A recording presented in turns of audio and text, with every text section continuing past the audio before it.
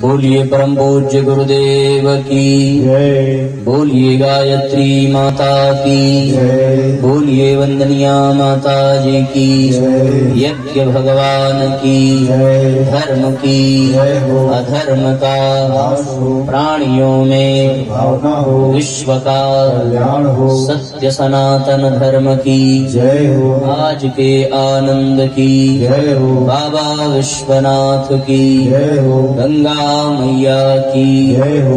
नमः पार्वती पतये हर हर महादेव।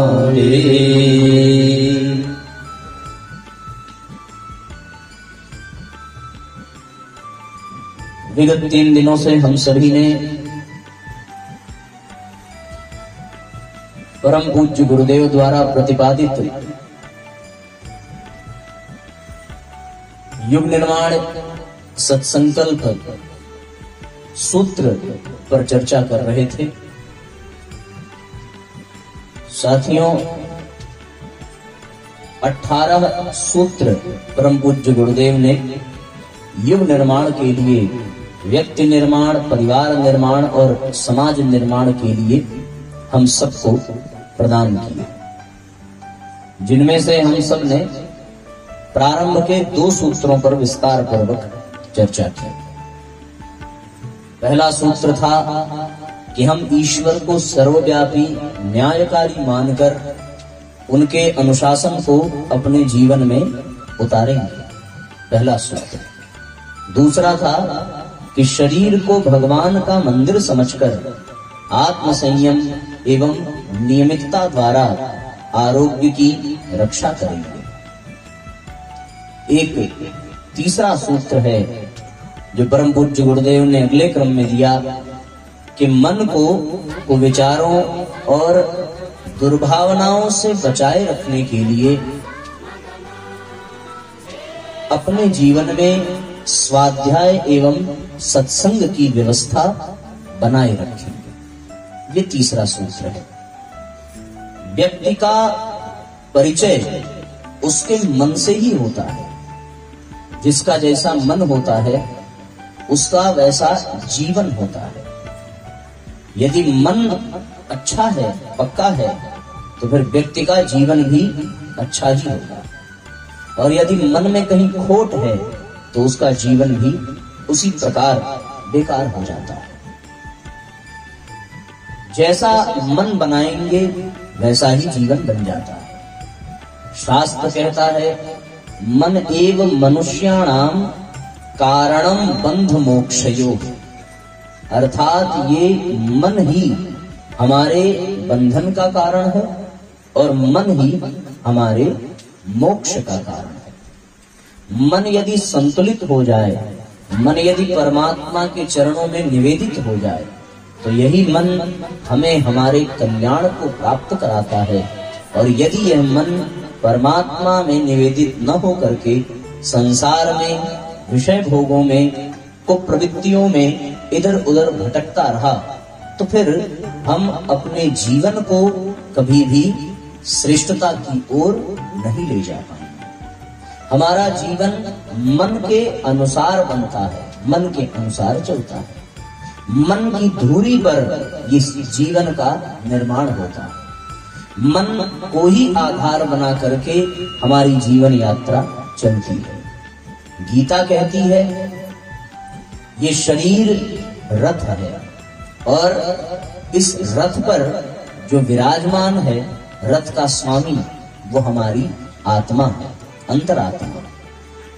जिस प्रकार रथ में घोड़े लगे होते हैं, उसी प्रकार इस शरीर में भी 5 कर्मेंद्रियां और 5 ज्ञानेंद्रियां ये घोड़ों का कार्य करती हैं। इन इंद्रियों की जो लगाम है, वो लगाम ही मन है।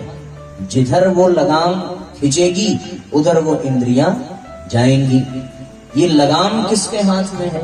ये लगाम है बुद्धि के हाथ में। ये स्वरूप आपको समझ में आ गया? घोड़े का स्वरूप कैसा है कि आगे घोड़े हैं, फिर उन घोड़ों की लगाम है, फिर उन लगाम को पकड़ने वाला कोई सारथी है, और फिर उस रथ पर बैठा हुआ कोई रथ का मालिक है।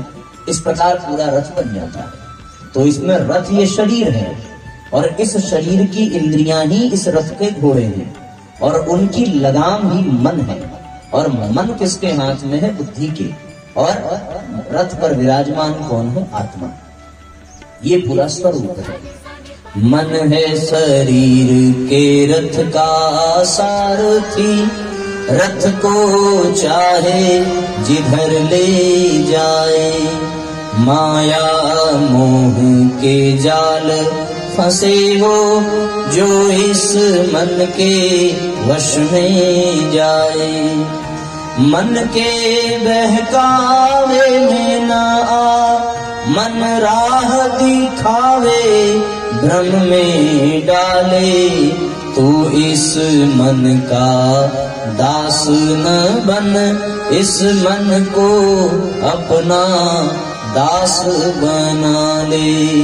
तू इस मन का दास न बन, इस मन को अपना दास बना ले। मन बड़ा बहरूपी स्वभाव का है, इसमें बड़ी चंचलता है। परम पूज्य गुरुदेव ने कहा मन बिल्कुल छोटे से बच्चे के समान है, अति चंचल, और जिधर भी इसे आकर्षण दिखाई पड़ता है उसी ओर ये दौड़ने लगता है। अब इसकी दौड़ जिधर होगी, क्योंकि ये इंद्रियों का स्वामी है, तो फिर हमारी इंद्रियां भी उसी ओर भागने लग जाती है। जैसा मन जिधर जाएगा तो फिर आंख भी उधर देखेगी, कान भी उधर सुनेंगे, हमारा शरीर भी उधर ही दौड़ करके जाएगा। इसलिए अपने आप को इस मन का दास बना देने वाला व्यक्ति कभी सुखी नहीं रह सकता, बल्कि होना यह चाहिए कि हम मन को अपने हिसाब से करें। तो फिर अपने हिसाब से करने का तात्पर्य क्या है कि मन तो लगाम है, पर वो लगाम किसके पास है? बुद्धि के पास है। यदि हम अपने मन पर बुद्धि का नियंत्रण रखें तो फिर मन की चंचलता पर सदैव अंकुश लगाया जा सकता है। यदि बुद्धि का नियंत्रण नहीं होगा तो थोड़ी थोड़ी देर में हमारा मन बदलता रहेगा। घर से निकले, पड़ोसी के यहाँ नई साइकिल देखी, मन तुरंत सोचने लगा कि नई साइकिल मिल जानी चाहिए। अब नई साइकिल के लिए आपने प्रयास किया, तब तक पड़ोसी ने मोटरसाइकिल खरीद ली, मन मोटरसाइकिल का करने लगेगा। जैसे ही आपने मोटरसाइकिल खरीदा, पड़ोसी ने कार खरीद ली, आपका मन अब मोटरसाइकिल में नहीं लगेगा, आपका मन अब जो है कार में लगने लगेगा। कार खरीदने की सोच रहे थे, तब तक जीवन बीत गया, मन केवल गाड़ी मोटर में ही भटकता रह गया। हमारा मन हमारे हिसाब से चलता नहीं है, हमारा मन समाज के हिसाब से चलता है, हमारा मन दुनिया वालों के हिसाब से चलता है। दुनिया जैसा हमें कह देती है, हमारा मन वैसे ही सोचने लगता है। एक आदमी अपने घर से निकला, उसके ऊपर एक प्रयोग किया गया। प्रयोग ये किया गया कि देखें इसका मन किसके हिसाब से चलता है। अब हुआ ये कि जैसे ही घर से निकला, उसका एक दोस्त मिला और उसने कहा, क्या बात है, आज तुम्हारा चेहरा कुछ उदास हो गया है, कुछ तुम परेशान लग रहे हो, तुमको बुखार जैसा है। उसने साफ साफ कहा कि नहीं भाई, ऐसी कोई बात नहीं है, हमें बुखार जैसी कोई बात नहीं है, मैं एकदम स्वस्थ हूँ, एकदम प्रसन्न हूँ। थोड़ी देर और यात्रा की उसने, उसको दूसरा मित्र मिला। दूसरे मित्र ने फिर कहा कि आज बड़े परेशान लग रहे हो, आज तुम्हारी तबीयत ठीक नहीं लग रही है, लग रहा है तुम्हें बुखार है, तुम्हें घर पे आराम करना चाहिए। आप विश्वास नहीं करेंगे, थोड़ी थोड़ी देर में 10 दोस्त उसके मिले और 10 के 10 ने उससे यही बात कही, यार आज बहुत परेशान लग रहे हो, एकदम तुम्हारा चेहरा उतरा हुआ है, तुम्हारा शरीर एकदम तप रहा है बुखार से, तुम्हें तो घर में आराम करना चाहिए। 9 व्यक्ति को वो झेल गया, पर 10वें व्यक्ति तक पहुंचते पहुंचते उसे ये सच में अनुभव होने लगा कि उसकी तबीयत खराब है, उसको बुखार है, उसका मन उदास है और उसे घर चल करके आराम करना चाहिए। ऐसी स्थिति कब हो जाती है? जब हमारा मन दूसरे के हिसाब से सोचता है, हमारा मन इस समाज के गुलामी करने लगता है, हमारा मन दूसरों के अनुसार चलने लगता है। कोई हमें अच्छा कह दे, अब हम भले अच्छे नहीं हैं पर हम खुद को अच्छा मान बैठते हैं। कोई हमें बुरा कह दे, हम भले बुरे नहीं हैं पर हम अपने आप को बुरा मान बैठते हैं। दूसरों के अनुसार हम चलते हैं। किसी ने हमें दुखी करने का मन बना लिया तो हमारा मन उनके कारण दुखी हो जाता है। किसी ने हमें सुख पहुंचाने का मन बना दिया, हमारा मन उनके कारण सुखी हो जाता है। यद्यपि सुख और दुख देने वाला कोई नहीं है, ये सुख और दुख का संबंध केवल और केवल मन से ही है, इसके अतिरिक्त और कोई बात नहीं है। पर वो मन जब दूसरों के अनुसार चलेगा तो फिर वो मन समस्या ही पैदा करेगा और आपके जीवन में कभी सुकून और सुख शांति नहीं आ सकती। इसीलिए गुरुजी ने कहा कि मन को कुविचारों और दुर्भावनाओं से बचाना चाहिए। व्यक्ति का मन जैसा होता है उसका जीवन वैसा बनता चला जाता है। यदि उसका मन दुखी रहे तो जीवन दुख में बन जाएगा, यदि उसका मन सुखी रहे तो जीवन सुख में बन जाएगा। सुख और दुख का संबंध भी मनुष्य के मन से ही है, मन के कारण ही उसका नाम मनुष्य पड़ा है। ये मन की संपदा अन्य किसी योनि को प्राप्त नहीं है। कुत्ते के पास मन नहीं है, गधे के पास मन, किसी जानवर के पास मन नहीं है। बुद्धि है, इसमें कोई दो राय नहीं है, वो अपनी बुद्धि का प्रयोग करते हैं, पर उनका मन नहीं है। ये मन की संपदा मिली है किसको? केवल और केवल मनुष्य को मिली है और किसी को नहीं मिली है। मन की विशेषता इतनी है कि आप जिस ओर इसे लगा दें उसी ओर ये लग जाता है और अपना काम करता है। पर जब आप इस पर अपना नियंत्रण खो देते हैं तो ये मन आपको अपने हिसाब से नचाने लगता है। जैसे जैसे मन जिधर जिधर जाएगा, व्यक्ति की इंद्रियां उधर जाएंगी, व्यक्ति उधर जाएगा और उसका जीवन वैसा ही बनता चला जाता है। यद्यपि शास्त्रों ने इस मन को दर्पण कहा है कि ये मन हमारे लिए दर्पण के समान है। आपने वो गीत सुना होगा, तोरा मन दर्पण कहलाए, तोरा मन दर्पण कहलाए, भले बुरे सारे कर्मों को, भले बुरे सारे कर्मों को देखे और दिखाए, तोरा मन दर्पण कहलाए, तोरा मन दर्पण कहलाए।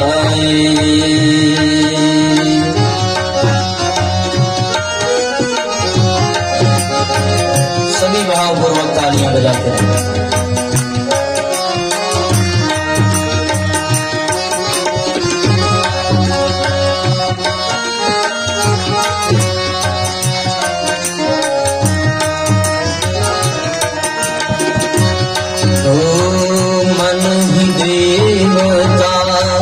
मन ही ईश्वर, मन से बड़ा न कोई,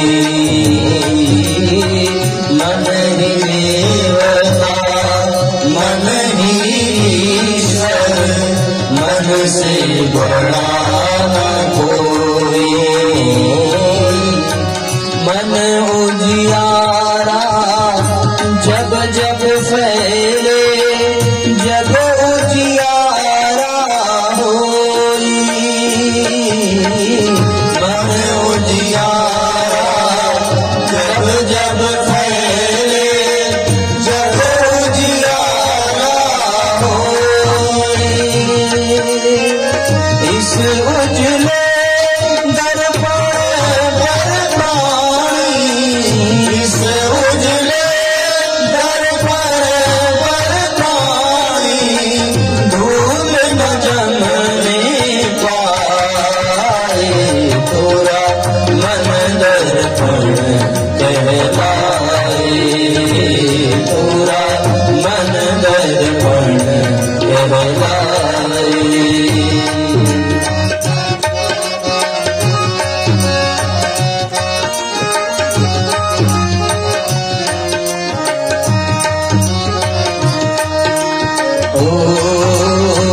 सुख की कलियां दुख के कांटे, मन सबका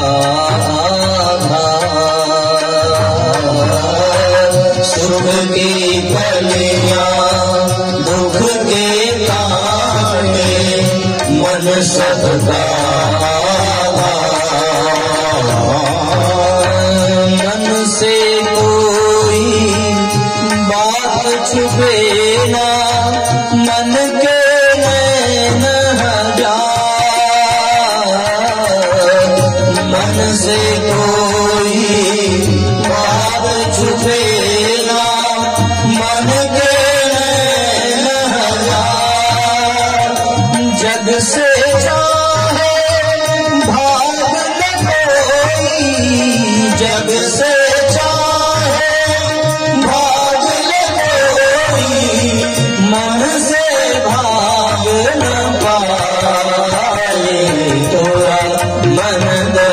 दर्पण कहलाए, तोरा मन दर्पण कहलाए।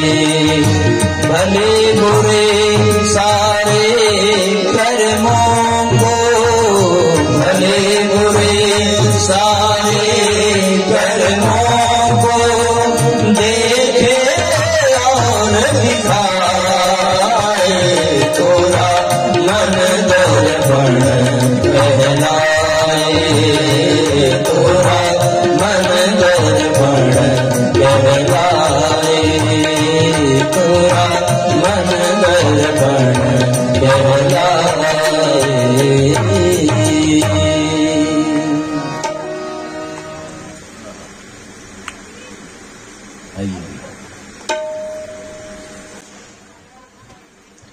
तो साथियों, हमारा मन ही हमारे लिए दर्पण है। भले और बुरे जितने भी कर्म हैं, उन सभी कर्मों को ये देखता है और दिखाता भी है। सुख और दुख का संबंध भी मन से ही है। मन ही सुख और दुख को अनुभव करता है और आत्मा को अनुभव कराता है। इसलिए मनुष्य की समस्त जीवनी शक्ति, समस्त जीवन शैली मन पर ही आधारित है। जिसका मन जिस ओर चला जाता है, उसका जीवन उसी ओर चला जाता है। और जिसका मन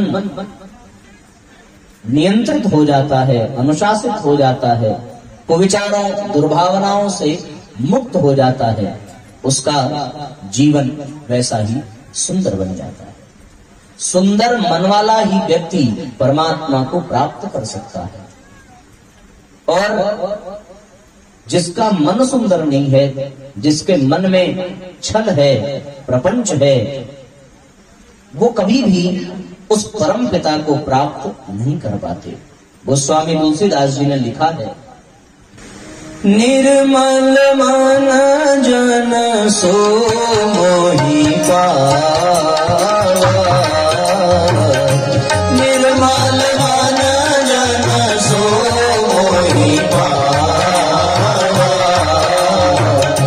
मोहि कपट छल छिद्र न भावा, मोहि कपट छल छिद्र न भावा।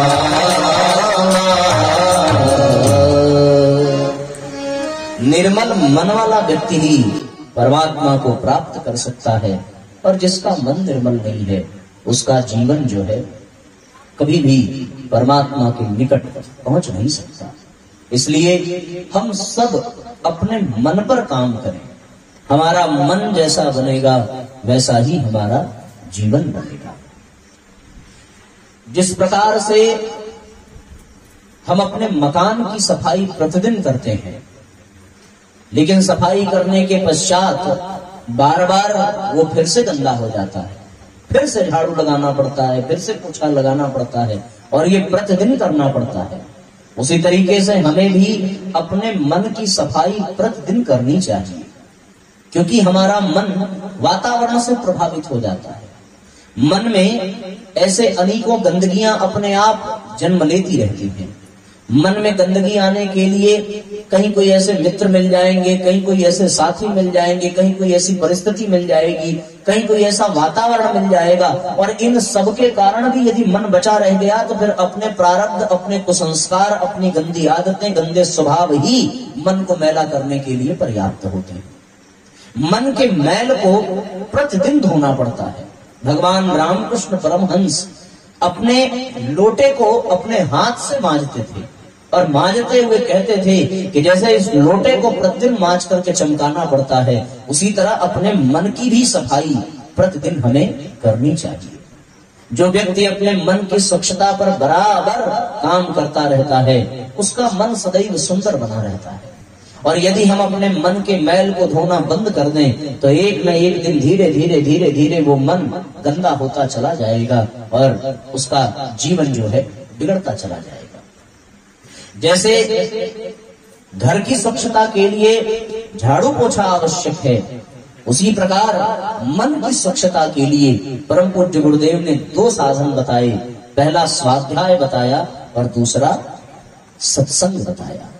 स्वाध्याय और सत्संग को ही माध्यम बना करके हम अपने मन को सुंदर बना सकते हैं, अन्यथा हम अपने मन के मैल को कभी भी धो नहीं सकते। जीवन में यही सबसे अच्छा भजन है कि हम अपने मन की तरंग को नियंत्रित कर लें, हम अपने मन को अपना मित्र बना लें। बड़ा प्यारा गीत हम लोग गुनगुनाते हैं। मन की तरंग मार लो, बस हो गया भजन, आदत बुरी सुधार लो, बस हो गया भजन भजन, आदत बुरी सुधार लो, बस हो गया भजन भजन, आदत बुरी सुधार लो। मन की तरंग मार लो, मन की तरंग मार लो, बस हो गया भजन भजन, आदत बुरी सुधार लो, बस हो गया भजन भजन, आदत बुरी सुधार लो। दृष्टि में तेरे दोष है दुनिया निहारती, दृष्टि में तेरे दोष है दुनिया निहारती, दृष्टि में तेरे दोष है दुनिया निहारती, दृष्टि में तेरे दोष है दुनिया निहारती। समता का अंजना लो, समता का अंजना लो, बस हो गया भजन भजन, आदत बुरी सुधार लो, बस हो गया भजन भजन, आपकी तरंग मान लो। आए कहाँ से और अब जाना कहाँ तुम्हें, आए कहाँ से और अब जाना कहाँ तुम्हें, आए कहाँ से और अब जाना कहाँ तुम्हें, आए कहाँ से और अब जाना कहाँ तुम्हें। मन में यही विचार लो, मन में यही विचार लो, बस हो गया भजन भजन, मन में यही विचार लो, बस हो गया भजन भजन, मन की तरंग मार लो, बस हो गया भजन भजन, आदत बुरी सुधार लो। नेकी सभी के साथ में जितनी बने करो, नेकी सभी के साथ में, आइए एक साथ तालियां बजाते हैं। नेकी सभी के साथ में जितनी बने करो, नेकी सभी के साथ में जितनी बने करो, मत सिर बदी का भार लो, मत सिर बदी का भार लो, बस हो गया भजन भजन, मत सिर बदी का भार लो, बस हो गया भजन भजन, आदत बुरी सुधार लो, बस हो गया भजन भजन, आदत बुरी सुधार लो। कटुता मनों से त्याग दो,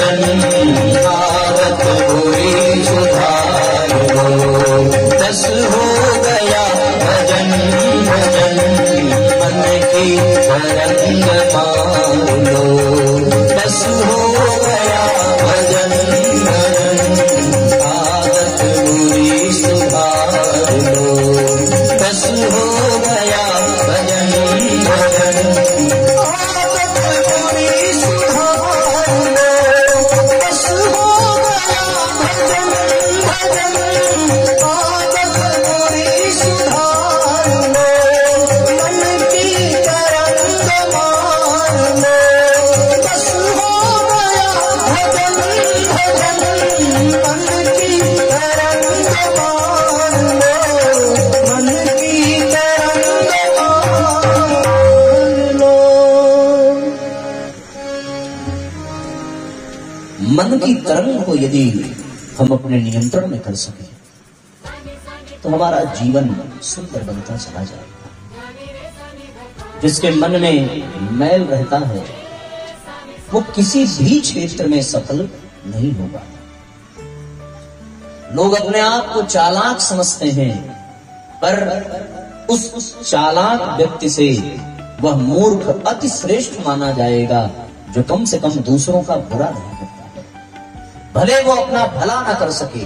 भगवान राम ने हनुमान जी को समझाते हुए रामायण में ये कहा है, जब हनुमान क्षमा करिए सुग्रीव आदि ने जब ये निवेदन किया कि प्रभु ये शत्रु का भाई है, इस पर विश्वास नहीं करना चाहिए, ये शत्रु के दूत हो सकते हैं, हो सकता है कोई अहित करने। भगवान राम ने कहा कि ठगने वाला पापी होता है, ठगा जाने वाला पापी नहीं होता। वो चालाकी किस काम की जिससे आप दूसरों का भला न कर सके, इससे अच्छी वो धूर्तता है जिससे कम से कम आपने दूसरों का बुरा नहीं किया। मन चालाकी से परिपूर्ण हो उससे कहीं ज्यादा आवश्यक है मन में समझदारी होनी चाहिए। चालाकी व्यक्ति से गलत कार्य भी करा सकती है, पर समझदारी व्यक्ति से सदैव अच्छा कार्य कराती है। चालाकी हमें दलदल में फंसा सकती है, चालाकी से व्यक्ति स्वार्थी बनता है, पर समझदारी से व्यक्ति परमार्थी बनता है। चालाकी से व्यक्ति अपना लाभ अवश्य पा सकता है, पर दूसरों को हानि भी पहुंचा सकता है, पर समझदारी से व्यक्ति अपने आप को भी लाभ पहुंचाता है और अन्यों को भी लाभान्वित करता है। समझदार जो व्यक्ति होगा वो अपने उत्तरदायित्व को, अपने कर्मों को निभाएगा, और चालाक जो होगा उसका ध्यान अपने कर्तव्य पर नहीं केवल अपने अधिकार पर होगा। वो अपने अधिकार को छीनना चाहेगा, मौका मिलते ही उस पर अपना अधिकार जमाना चाहेगा, पर समझदार व्यक्ति अपने कर्तव्य पर आरूढ़ रहता है और कर्तव्य पर आरूढ़ रहने वाले को ही अधिकार की प्राप्ति होती है। कैकेयी ने चालाकी दिखाई राम को वन भेज करके, पर वो उस अधिकार को प्राप्त न कर सकी जो वो समझदारी से प्राप्त कर पाती। यदि राम भी राजा बनते तो भी वो राजमाता बनती, तब भी पूरा परिवार सुख में रहता, पर उसने अपनी चालाकी के कारण अपने परिवार और अपने जीवन को बेकार कर दिया। उसी प्रकार जीवन में ऐसे अनेकों उदाहरण हैं कि मन यदि चालाकी करता है तो मन खुद चंगुल में फंस जाता है। मन में समझदारी होनी चाहिए, पर ये कब होगा? जब मन मैल से मुक्त होगा। मन का मैल हम सबको धो करके रखना चाहिए। मन का मैल अगर धोया तो दौड़े आएंगे भगवान, मन का मैल नहीं धोया तो कैसे आएंगे भगवान। इसलिए मन के मैल को साफ करना ही मनुष्य जीवन का परम लक्ष्य बन जाता है। भागवत की कथा में माता देवहूति ने भगवान कपिल से यही प्रश्न किया है कि जिसके पितामह खुद ब्रह्मा जी हों, जिसके पिता महाराज मनु हों, और जिन मां के गर्भ से 9 दुर्गाएं ही जन्म लेकर के आई हों, 9 कन्याएं थी माता देवहूति की, और सभी कन्याओं का विवाह ऋषियों के साथ हुआ। अनुसुईया का अत्रि ऋषि के साथ हुआ, अरुंधति का वशिष्ठ ऋषि के साथ हुआ। इस प्रकार 9 दिव्य स्वरूपा दैवीय शक्तियां माता देवहूति ने जन्म दिया। और एक और बात उन्होंने कह दी कि जिसके पुत्र के रूप में साक्षात नारायण ही इस धरती पर आ गए हों, उसे अब कौन से सौभाग्य प्राप्त करना शेष रह जाता है। तो भगवान कपिल ने सांख्य शास्त्र का ज्ञान प्रदान किया और यही कहा कि समस्त सौभाग्य को प्राप्त करने के बाद भी माता एक बात शेष रह जाती है और वो यही है कि व्यक्ति को अपने मन को अपने नियंत्रण में करना चाहिए। यदि उसका मन उसके अनुसार चलने लगा तो निश्चित रूप से वह अपने जीवन को पूर्णता तक ले जाएगा और यदि मन न उसके अनुसार चला तो फिर वो जीवन में भटकता ही रह जाएगा। मनुष्य मध्य स्थिति में पड़ा हुआ है। देवता मनुष्य से ऊपर की स्थिति में है और असुर मनुष्य से नीचे की स्थिति में है। मनुष्य इन दोनों के ठीक बीच में है। यदि मन पतन की ओर चल पड़े तो मनुष्य असुर बन जाता है और मन यदि उत्थान की ओर चल पड़े तो मनुष्य देवता बन जाता है। एक और गहरी खाई है जहां यदि मनुष्य गिरना प्रारंभ करे तो गिरते गिरते गिरते गिरते इतना गिर जाएगा कि वो कभी ऊपर उठना उसके लिए संभव न हो सकेगा। और एक तरफ ऊंचे पहाड़ हैं, उस ऊंचाई को प्राप्त करने की भी संभावना मनुष्य के पास है। एक तरफ स्वार्थ है, एक तरफ अहंकार है, एक तरफ क्रोध है, एक तरफ चालाकी है, पर दूसरी तरफ परमार्थ है, विनम्रता है, उदारता है, भक्ति है, समर्पण है, दया है, करुणा है और प्रभु प्राप्ति है। मनुष्य ठीक बीच में खड़ा हुआ है। जरा सा पांव फिसला अपव्ययों में, विषयों में, भोगों में तो वो गिरता हुआ पतन को प्राप्त होगा, पराभव को प्राप्त होगा। और थोड़ा सा पुरुषार्थ कर लिया, थोड़ी सी साधना कर ली तो फिर उसका जीवन देवत्व से परिपूर्ण हो जाएगा। और ये मन की ही चंचलता है। मन छोटे बालक की भांति है। यदि मन को संभाला न गया तो मन की प्रवृत्ति ही यही है कि वो नीचे की ओर ही जाता है। जिस प्रकार आप जल को कितना भी ऊपर उछाल दीजिए पर वो जल हमेशा नीचे ही गिर करके आएगा। उसका कारण क्या है? उसका कारण यह है कि जल का जो स्वामी है अर्थात अथाह जल राशि पाताल में विद्यमान है, तो इसलिए जल हमेशा अपने स्वामी की ओर जाना चाहता है। अग्नि को आप कितना भी नीचे दबाइए पर अग्नि कभी नीचे नहीं दबेगी, वो हमेशा ऊपर की ओर ही उठती जाएगी। वैज्ञानिकों ने प्रयोग किया, 12 किलोमीटर तक जमीन में गड्ढा किया और नीचे जाकर के आग जलाई तो भी वो आग ऊपर की ओर ही जा रही थी। उसका कारण यह है कि अग्नि का, ऊर्जा का जो स्वामी सूर्य है वो ऊपर तप रहा है, तो अग्नि अपने स्वामी के पास जाना चाहती है। उसी प्रकार भगवान ने मनुष्य के जीवन में ये जो मन रूपी संपदा, मन रूपी विभूतियां प्रदान की हैं, इसकी प्रवृत्ति ही है जल की तरीके से नीचे की ओर जाना, पतन की ओर जाना, पराभव की ओर जाना। ये मन हमेशा विषयों की ओर भागता है, भोगों की ओर भागता है, विलासिता की ओर भागता है, कुप्रवृत्तियों की ओर भागता है, कुसंस्कारों की ओर भागता है। यदि ये इसी तरह भागता रहा तो व्यक्ति असुर बनता चला जाता है। और यदि हमने मन को संभाल करके इसे ऊपर की ओर दिशा दे दी तो फिर यही मन मनुष्य को देवता बना देता है। मन के हारे हार है, मन के जीते जीत, मन ही हमारा शत्रु है, मन ही हमारा मित्र। यदि कोई बुरा बनता है तो वो व्यक्ति बुरा नहीं है, उसका मन उससे बुरा बना देता है। यदि कोई अच्छा है तो उस व्यक्ति का मन अति सुंदर है, तभी वो व्यक्ति अच्छा बनता चला गया। मन, मनुष्य जो है मन की कठपुतली बन करके रह गया।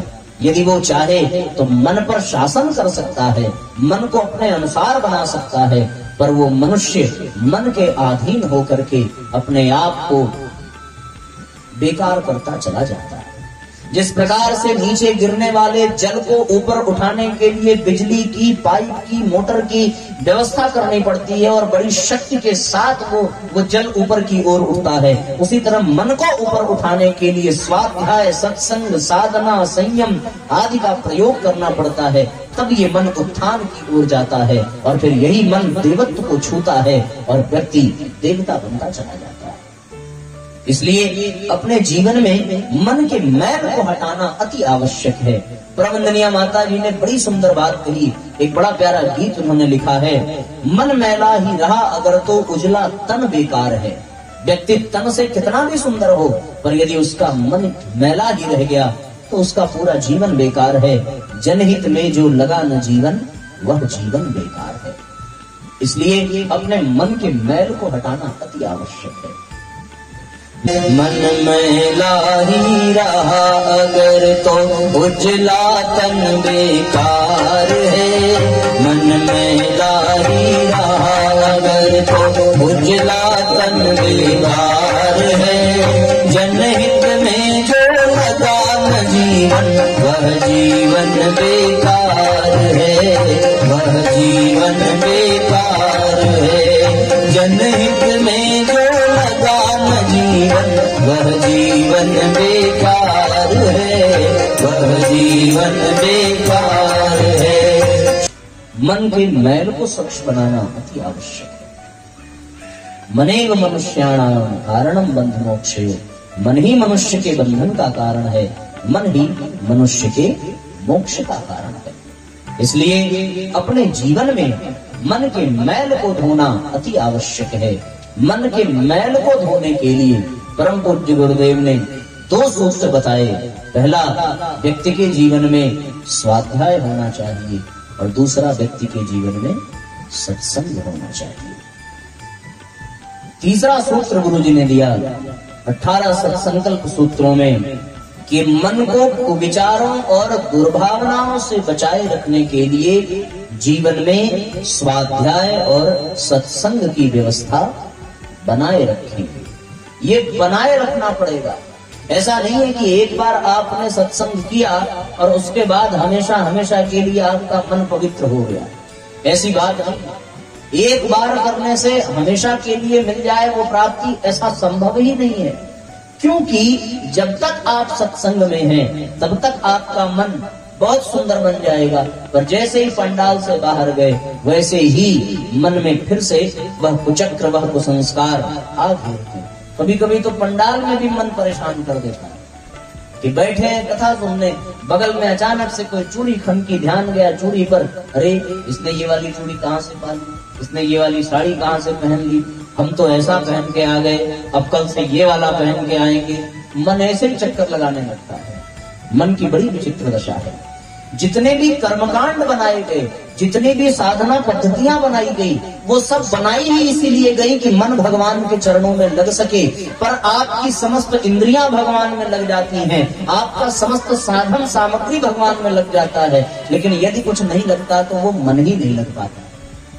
ऐसी स्थिति बन जाती है। व्यक्ति पूजा करने बैठा है और पूजा करते समय भी उसका मन लगने के लिए उसे पूजा करना था। सामान चढ़ाने के लिए पूजा करने की आवश्यकता नहीं थी। जो पूरी दुनिया को प्रकाशित कर रहा है उसको भी प्रकाश देने वाले को दीपक जलाने की क्या जरूरत है? उसे दीपक की कोई आवश्यकता नहीं। जो प्रत्येक जीव के पेट के भरण पोषण की जिम्मेदारी लेकर के बैठा है उसे आपके 4 दाने प्रसाद की रत्ती भर आवश्यकता नहीं है। फिर भी ये प्रक्रिया इसलिए ऋषियों ने बनाई कि यदि यह प्रक्रिया व्यक्ति करता रहेगा तो उसका मन भगवान में लगेगा, पर उसके हाथ लग जाते हैं प्रसाद चढ़ाने में, उसकी बुद्धि लग जाती है प्रसाद चढ़ाने में, उसका प्रसाद भी लग जाता है भगवान के चढ़ने में, पर उसका मन ही भगवान में नहीं लग जाता। ऐसी स्थिति बन जाती है। आदमी प्रसाद चढ़ा रहा है तो आप कल्पना करके देखो, आपने भी प्रसाद भगवान को प्रतिदिन चढ़ाया होगा, उस समय आपका मन कहाँ रहता? क्या आपके मन ने वो प्रसाद चढ़ाया? आप देखेंगे आपका मन प्रसाद नहीं चढ़ा रहा है, आपके हाथ प्रसाद चढ़ा रहे हैं। ये बड़ी सूक्ष्म दृष्टि, बड़ा सूक्ष्म अंतर है, इसको गहराई से समझने की आवश्यकता है। यदि भगवान में मन लगेगा ही नहीं तो मन शुद्ध हो ही नहीं सकता। इसलिए जैसे कोरोना से बचने के लिए सैनिटाइजर की जरूरत पड़ती थी, उसी तरीके से मन के कुसंस्कारों दुर्भावनाओं से बचने के लिए स्वाध्याय और सत्संग रूपी सैनिटाइजर की बहुत आवश्यकता है।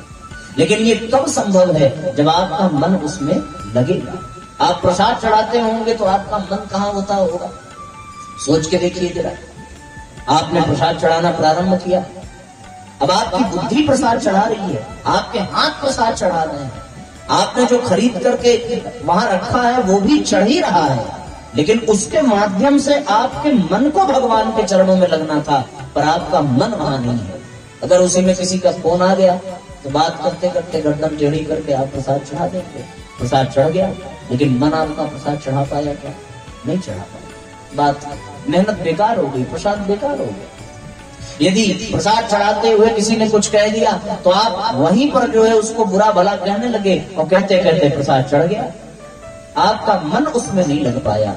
ऐसी स्थिति में आप आज से जब भी प्रसाद चढ़ाइएगा तो ये जरूर सोचिएगा कि उस समय आपका मन कहाँ है। कभी कभी व्यक्ति तो प्रसाद चढ़ाता है किसी बड़े कार्यक्रम में, तो इसका मन यही होता है कि ये वाला प्रसाद इसको देंगे, ये वाला प्रसाद उसको देंगे, इसको थोड़ा पीछे चढ़ाओ ताकि कोई जल्दी से ना पा सके, ये वाला प्रसाद थोड़ा कम अच्छा है इसको आगे रखो ताकि यही लोग ले सके। ऐसी भी मना स्थिति बन जाती है, तो फिर वो सब कुछ कर जाता है पर उसका मन भगवान के चरणों में नहीं लग पाता। ऐसी स्थिति हो जाती है। व्यक्ति दीपक जलाना प्रारंभ करता है, उस दीपक में वो बाती भी डाल रहा है, तेल भी डाल रहा है, माचिस की तीली जलाया जा रहा, तीली जलती नहीं है, तो अब उसका मन जो है माचिस की तीली के माध्यम से दुकानदार के पास पहुंच गया। भगवान के पास मन नहीं है, अब वो दुकानदार को कोसना प्रारंभ करेगा, कल मुहे ने पैसा पूरा लिया, माचिस इतनी खराब दे दी, जल नहीं रही है, आज के बाद उसके दुकान पे इतने में माचिस जल जाती है, दिया जल जाता है, भगवान के यहाँ रोशनी हो जाती है, पर मन आपका दुकानदार के पास अटक करके रह गया, खेल बिगड़ गया। यही स्थिति हर कृत्य में होती है। आदमी जो करता है वो वास्तव में नहीं कर पाता, क्योंकि उसको करने का उद्देश्य था कि हम अपने मन को भगवान के चरणों में लगा सकें, पर हमारा मन ही नहीं लग पाता। एक व्यक्ति एक संत के पास गया और जाकर के कहने लगा कि प्रभु मैं बहुत बड़ा सेठ हूं, मेरे पास पैसा बहुत है, पर मैं कंजूस भी बहुत हूं। अब मेरी समस्या ये है कि हम कुछ खर्च नहीं करना चाहते पूजा पाठ के नाम पे, कोई ऐसा रास्ता बता दीजिए कि हमारा जो है पूजा पाठ भी हो जाए, कुछ खर्च भी ना हो। तो संत मुस्कुराए, बोले सबसे अच्छी पूजा मानसिक पूजा है। तुम एक काम करो, मन से भगवान की पूजा करो, और मन से करने में कंजूसी मत करना। मन से अगर करना हो तो व्यक्ति बहुत अच्छे से कर सकता है कि आप आंख बंद करके बैठ जाइए और आप मन से ही जब चढ़ाना है तो मन से आप भगवान को कुछ भी चढ़ा सकते हैं। अभी तक केवल लाची दाना चढ़ा रहे थे, पर जब मन से चढ़ाना हो तो 56 भोग भी भगवान को लगा सकते हैं कि प्रभु पाइए, मन से ही। जो आप घर में अपने टंकी के पानी से भगवान का स्नान करा रहे थे, जब मन से कराना है तो गंगा जल से कराइए। अब वो बैठ करके प्रतिदिन मन से भगवान की उपासना करता, कभी मालपुआ चढ़ाता, कभी तुलसी दल चढ़ाता, कभी भगवान को नहलाता, कभी मन से कपड़े पहनाता, कभी मन से अपने हाथ से चंदन लगाता, कभी पांव धुलता। बड़ी अच्छी उसकी पूजा चल रही थी। एक दिन उसके मन में आया कि आज मैं भगवान को खीर बना करके खिलाऊंगा। अब खीर बना करके, मन से तो खीर बनानी थी, कोई खर्च तो करना नहीं था। अब उसने अपने ध्यान में कल्पना करना प्रारंभ किया कि वो चूल्हे के पास गया है, दूध उबल रहा है, उसमें चावल उसने डाल दिया है, और अब जो है चीनी और पंचमेवा डालने की बारी है। तो जैसे ही चीनी उठाई, डालना प्रारंभ किया, तो उसके मन में सोचते हुए भी मन में ये भाव आया कि जब मन से ही खिलाना है तो फिर सारी चीनी क्यों डालूं, थोड़ा कम ही डालता हूं। मन में भी खिलाने में उसने कंजूसी करी, और जैसे चीनी बचा करके डब्बे में रखा, सच में भगवान आकर के हाथ पकड़ लेते हैं कि नालायक, जब मन से ही खिलाना तब तो कम से कम कंजूसी मत कर। उसकी तन्मयता, उसकी एकाग्रता इतनी ज्यादा हो गई कि भगवान को भी उसे स्पर्श करना पड़ेगा। ये होती है मन से पूजा करना, कि आपका मन उसमें लीन हो जाए, तब आपका पूजा करना सार्थक है, तब आपका कर्मकांड करना सार्थक है। वरना तो बेकार है। आप यहीं बैठे रहो, और यदि आपका मन यहाँ नहीं है तो आपका यहाँ बैठना बेकार है। आपके कान यही है, आपका शरीर यहाँ है, लेकिन आपका मन अपने ड्राइंग रूम में है कि वहाँ हम ये रख करके आए हैं, दरवाजा बंद नहीं किया है, कहीं कोई जाकर के हाथ न लगा दे। ऐसी स्थिति, मन को यहाँ रहना बहुत जरूरी है। ये साउंड लगा हुआ है, लाउड स्पीकर लगा हुआ है, आपका तन भले वहां हो, लेकिन आपका मन यदि यहाँ है तो आपको सत्संग का पूरा लाभ मिलेगा। उसी प्रकार व्यक्ति के जीवन में मन की ही अवस्था से उसे लाभ मिलता है। ये मन की स्थिति है। एक आदमी को बहुत ज्यादा सुनने में आया कि गणेश जी की पूजा करने से रिद्धियां सिद्धियां, बड़ा सौभाग्य मिलता है। गणेश जी की मूर्ति लेकर के आया, प्रतिदिन पूजा करता रहा, 1 महीने तक पूजा किया, कोई लाभ नहीं मिला। फिर किसी ने कहा, अरे बेवकूफ, अगर धन दौलत चाहिए तो गणेश जी नहीं, लक्ष्मी जी वो डिपार्टमेंट संभालती हैं, तुम लक्ष्मी जी की मूर्ति लेकर के आओ। लक्ष्मी जी की मूर्ति ले आया, गणेश जी के बगल में रख दिया। अब धूप जलाई, जैसे ही धूप जलाया तो हवा से वो धूप का धुआं जो है गणेश जी के नाक में जाने लगा। उसको बड़ी गुस्सा आई। आज तक 1 महीने से पूजा करता रहा और आज आप धुएं लेंगे, ये हमें बर्दाश्त नहीं। ये धूप हमने आपके लिए नहीं जलाया है, ये धूप हमने लक्ष्मी जी के, एक फूल उठाया गणेश जी के नाक में ठूस दिया। ये धुआं आपको लेना ही नहीं है, ये आपके लिए नहीं है। और आप विश्वास नहीं करेंगे, जैसे ही उसने गणेश जी के नाक में फूल डाला वैसे ही गणेश जी प्रकट हो गए। बोले आज तक तो तुम मूर्ति समझ रहे थे, आज तुमने ये माना कि मैं सच में यहाँ बैठा हूँ, इसीलिए तुम्हारी पूजा सार्थक हो। तो जब तक उस मन की एकाग्रता उतनी नहीं जुड़ जाएगी तब तक पूजा करना बेकार है। भगवान यही कहते हैं कि यदि आपने अपना मन समर्पित न किया तो फिर ईश्वर को यदि हम कुछ दे सकते हैं तो केवल और केवल अपना मन ही दे सकते हैं, और भगवान को कुछ नहीं चाहिए। किसी ने भगवान से पूछा कि प्रभु हम आपको ऐसी क्या चीज दें जो आपको पसंद हो और आपके पास ना हो। ये सिद्धांत कहता है कि यदि आप किसी को कुछ उपहार भी देना चाहते हैं तो ऐसी चीज दीजिए जो उसके पास ना हो, उसके काम आ जाए। तो भगवान ने मुस्कुराते हुए एक ही बात कही अपने भक्तों से कि हमें केवल और केवल आप अपना मन दे दीजिए। तो भक्त ने पूछा प्रभु आपके पास मन नहीं है क्या? भगवान ने कहा कि हमारा मन तो गोपियों ने चुरा लिया, और जब गोपियां हमारा मन चुरा ले गई तो हम बिना मन के हो गए, इसलिए तुम अपना मन हमें दे दो। और जैसे ही भक्त अपना मन देता है, मन देने की प्रक्रिया ही नमन कहलाती है। नमन यानी न मन, अपने मन को दे करके खुद बिना मन के हो जाना। और जब आपने नमन किया तो भगवान उसी नमन किए हुए मन को सुमन बना देता है और वो सुंदर मन बन जाता है। ये प्रक्रिया है। तो हम जितने भी कर्म कांड कर रहे हैं, उपवास भी यदि कर रहे हैं, और उपवास का तात्पर्य क्या है? उप यानी पास में और वास यानी बैठना।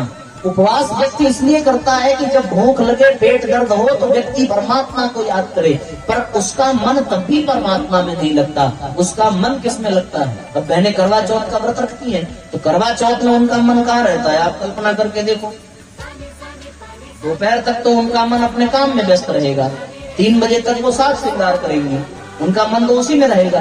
और 3 बजे के बाद जब श्रृंगार कंप्लीट हो गया तो भी उनका मन भगवान में नहीं लगता। तो फिर ये सोचती हैं कि आज वो आएंगे तो क्या उपहार लेके आएंगे, और यदि बिना लिए आए तब हमें क्या करना है, और यदि लेके आए तब क्या करना है। और अगर उनके आने में देर हुआ तब क्या करना है, और देर होने लगी तो जो उपवास में मन प्रभु के चरणों में लगना चाहिए था वो अब किसमें लग रहा है? उनके चरणों में, जिनका वो इंतजार कर रही है।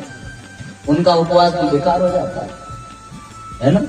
तो आदमी का जब तक मन भगवान के चरणों में नहीं लगेगा तब तक उसको कोई लाभ मिलने वाला नहीं है।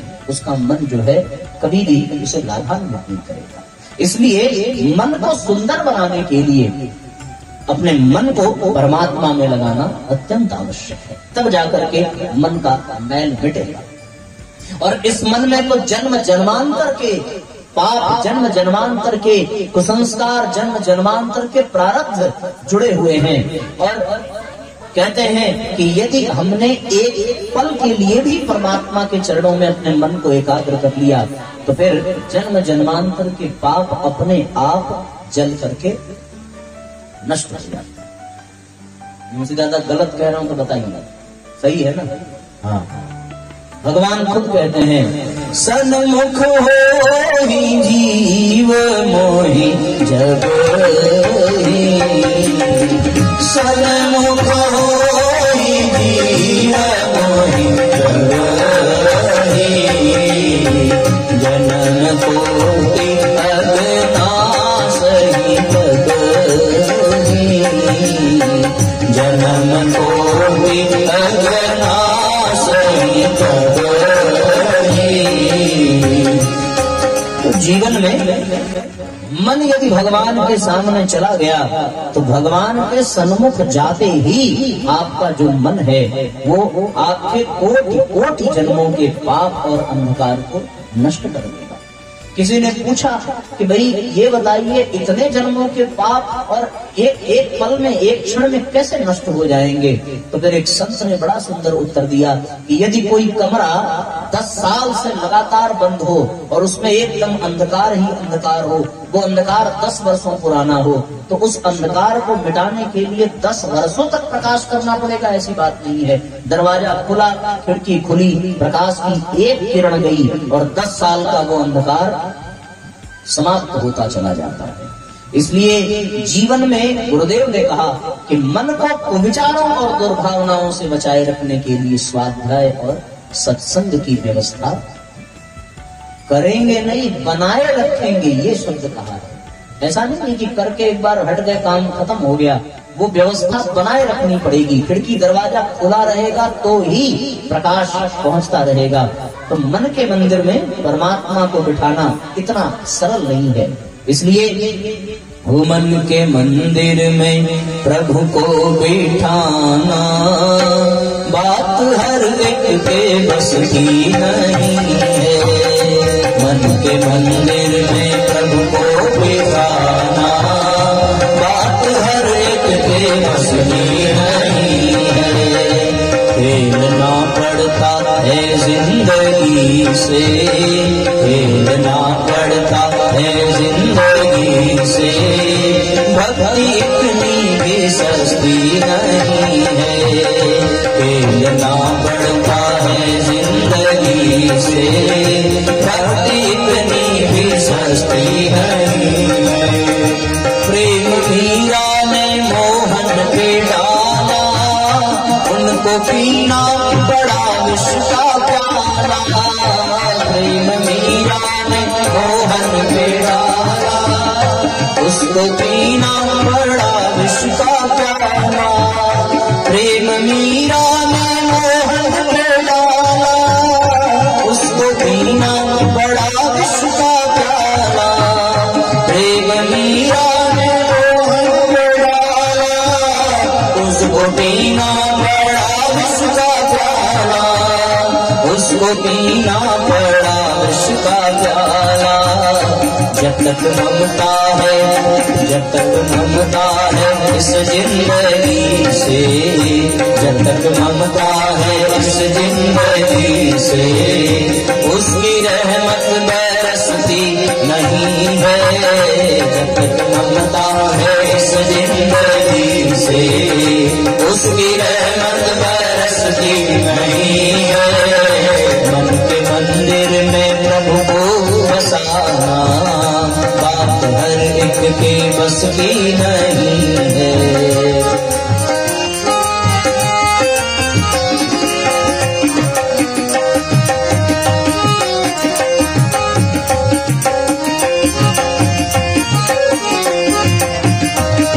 सभी भावपूर्वक तालियां बजाते हैं।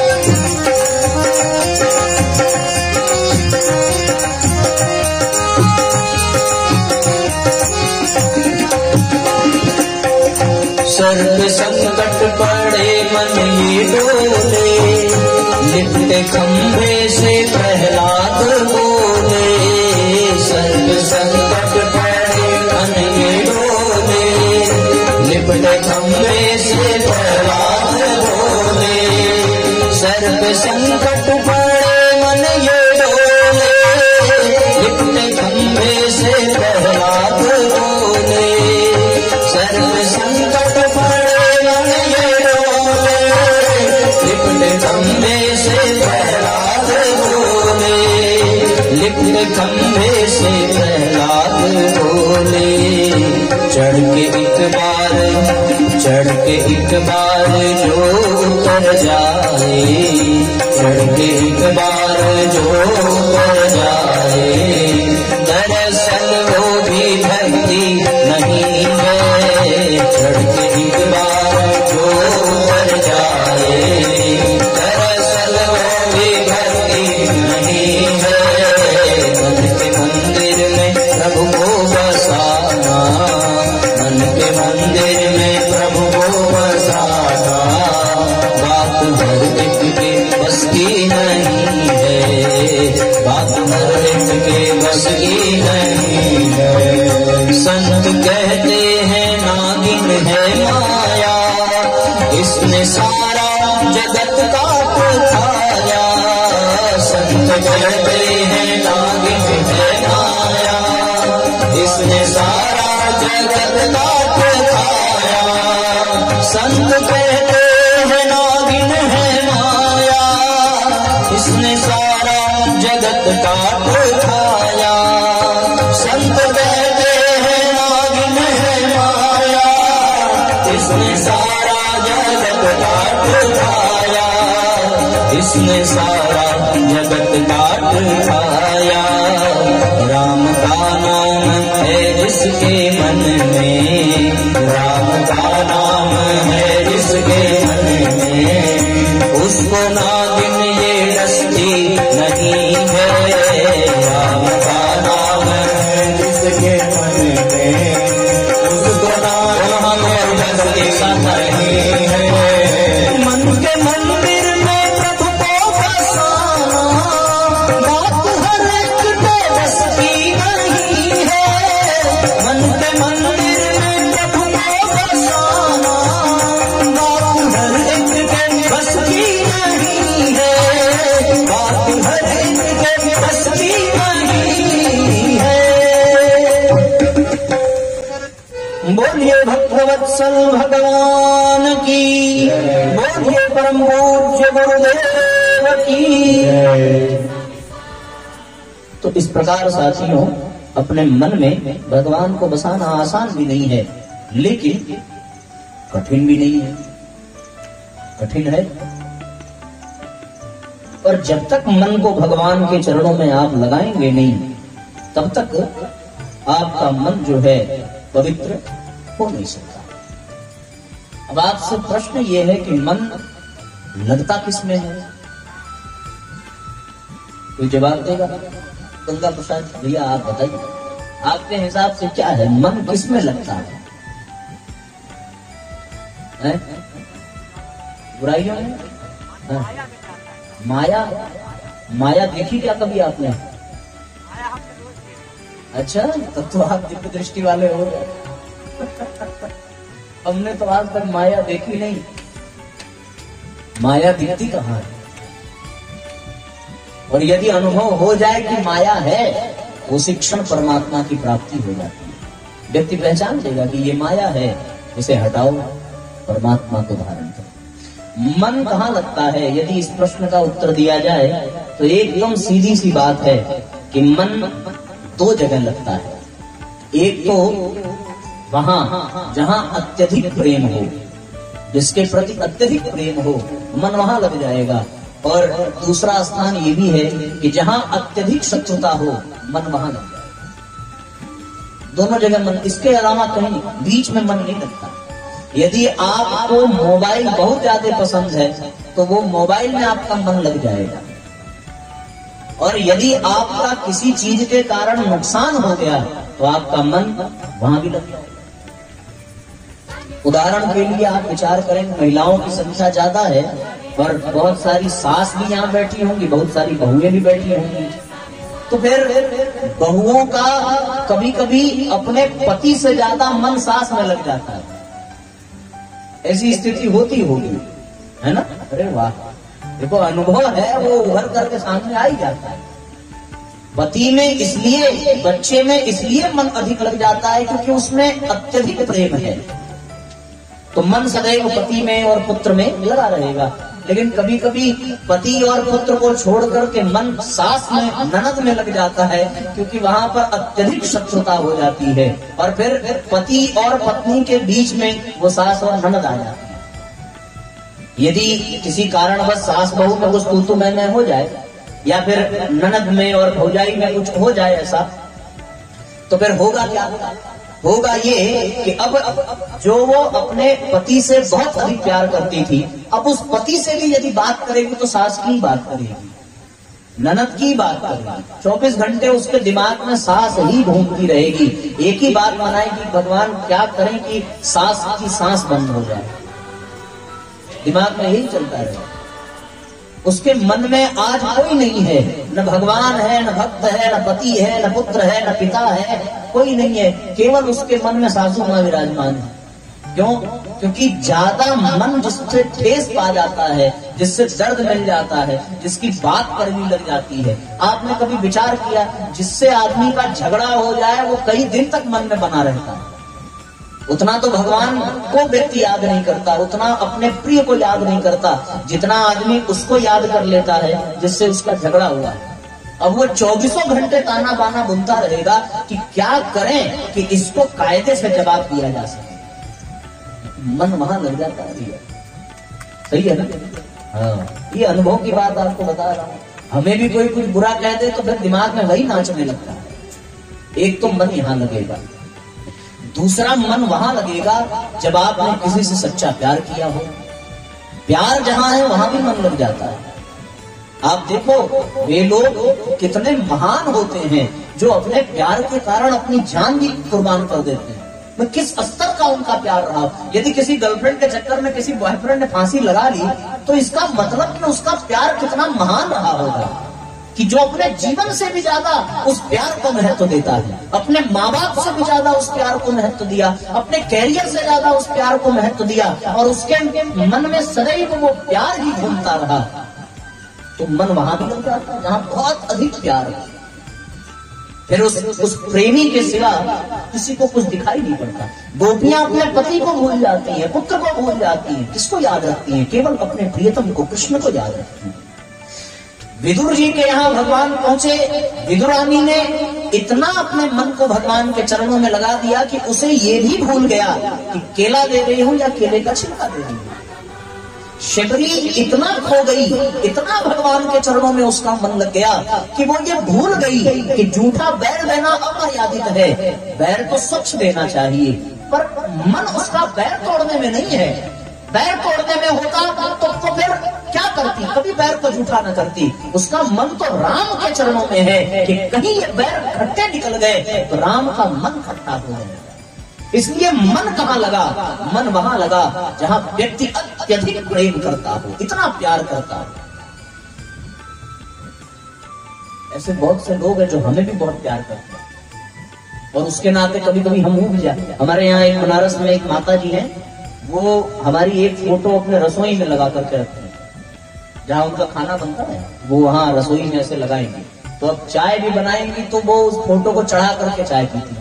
मैंने उनसे कहा हमें चाय नहीं पसंद है। बोले हमें पसंद है, हमें आपको पिलाना है, हम पिलाएंगे। और एक भी दिन ऐसा नहीं है जब दिन में 2 बार उनके फोन कॉल ना आ जाए। हम चाहे उठाएं और चाहे ना। और उनकी भावना हमें तब समझ में आई कि जब वो उन दूसरे के माध्यम से ये पता चला कि भैया ये आपको याद करके हमेशा रोती रहती है कि वो आपके लिए क्या कर दें।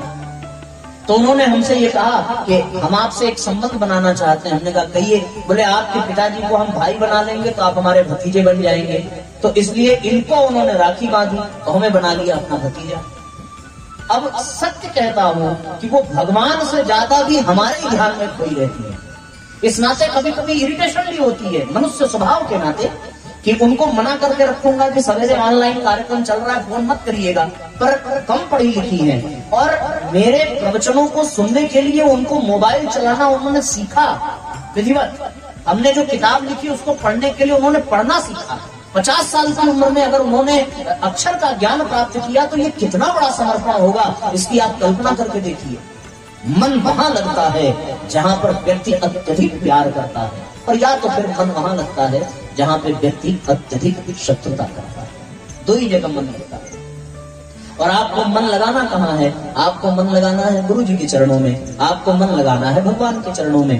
तो आपके पास 2 ही रास्ते हैं। या तो भगवान से विधिवत शत्रुता कर लीजिए तो मन लग जाएगा, या तो फिर विधिवत प्यार कर लीजिए तो मन लग जाएगा। रास्ता आपको चुनना है। अब आप जो रास्ता चुने उसकी विधि हम आपको बता दें। रावण ने, कुंभकर्ण ने, कंस ने, इन लोगों ने भी भगवान से मन लगाया, पर उन्होंने भगवान से शत्रुता का रिश्ता बनाया। और कहते हैं कि कंस यदि सोया भी है तो नींद में भी विष्णु को स्मरण कर रहा है कि कहीं वो विष्णु अष्टम गर्भ के रूप में आ ना जाए और हमारा नुकसान कर। रावण भले अपने महल में है पर वो महल उसमें नहीं है, वो परिवार उसमें नहीं है। भले वो पुत्र और पुत्रियों और अपने पत्नियों के बीच में है, अपने घर वालों के बीच में, पर रावण के मन में केवल और केवल राम ही है और कोई नहीं है। वो सदैव राम को ही भज रहा है, भाव भले शत्रुता का हो, पर उसके मन में सीता से भी अधिक राम विराजमान है, और इसीलिए वो राम को पा सका, वरना तो वो राम को कैसे प्राप्त कर पाता। जितना इन अहंकारी पुरुषों ने, राक्षसों ने पाप किए हैं, ऐसे पापियों से परमात्मा कोसों दूर रहता है, पर इनने पाप भी किया है तो भगवान के भजन के साथ, बस वो भजन का भाव शत्रुता वाला, विधिवत शत्रुता निभाई है इन लोगों ने, एक भी कोर कसर नहीं छोड़ी। ऐसी स्थिति, कहीं कहीं तो रावण का पक्ष लेते हुए बहुत सारे कवियों ने ये भी भाव दिया है कि रावण जानता था कि राम भगवान हैं, वो जानता था कि इनके ही हाथों उसका उद्धार होगा। फिर किसी ने पूछा रावण से कि जब आप जानते हैं तो उनकी शरण में क्यों नहीं चले जाते? बोले जब वो अपनी प्रभुता छुपा रहे हैं तो मैं अपनी भक्ति क्यों प्रकट करूंगा, मैं भी अपनी, क्योंकि यदि मैं उनकी शरण में चला गया तो फिर उनको जो लीला कर दी है उसमें व्यवधान आ जाएगा। रावण भी सहयोग करता है। अरे यदि रावण न होता तो फिर भगवान शबरी के पास क्या करने जाते, क्यों जाते?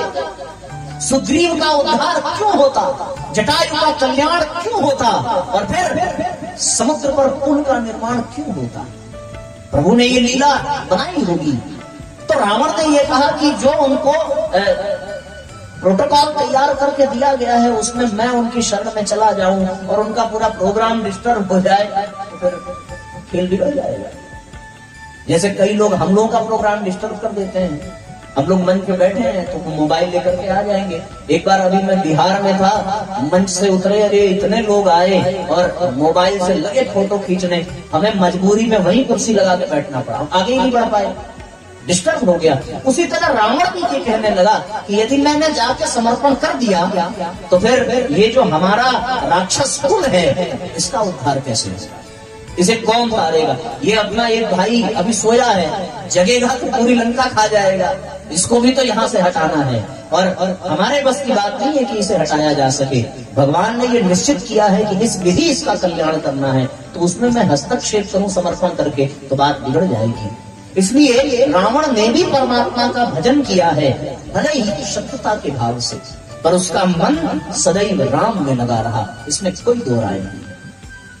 जिसका मन सदैव राम में लगा हो वही मरते समय राम कह सकता है। और मैंने अपने जीवन में दो लोगों को ही देखा है, एक रावण ने मरते समय राम का उच्चारण किया है और एक महात्मा गांधी ने हे राम कहकर के प्राण त्यागे। इसका तात्पर्य क्या है कि जन्म जन्म मुनि जतन कराही, अंत काल मुख आवत नाही, उसी के मुख से वो शब्द निकलेंगे जिसका मन उसमें लगा हो।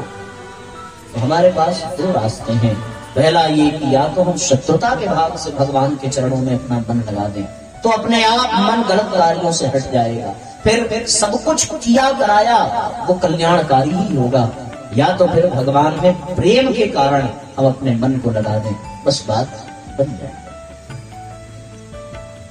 तो विचार ये करना है कि शत्रुता क्या हम लोग कर सकते हैं? भाई शत्रुता करने के लिए कहते हैं साहब कि अपने बराबरी वाले से बैर लेना चाहिए, जो बहुत भयंकर हो उससे अगर लिए तो पिट जाओगे।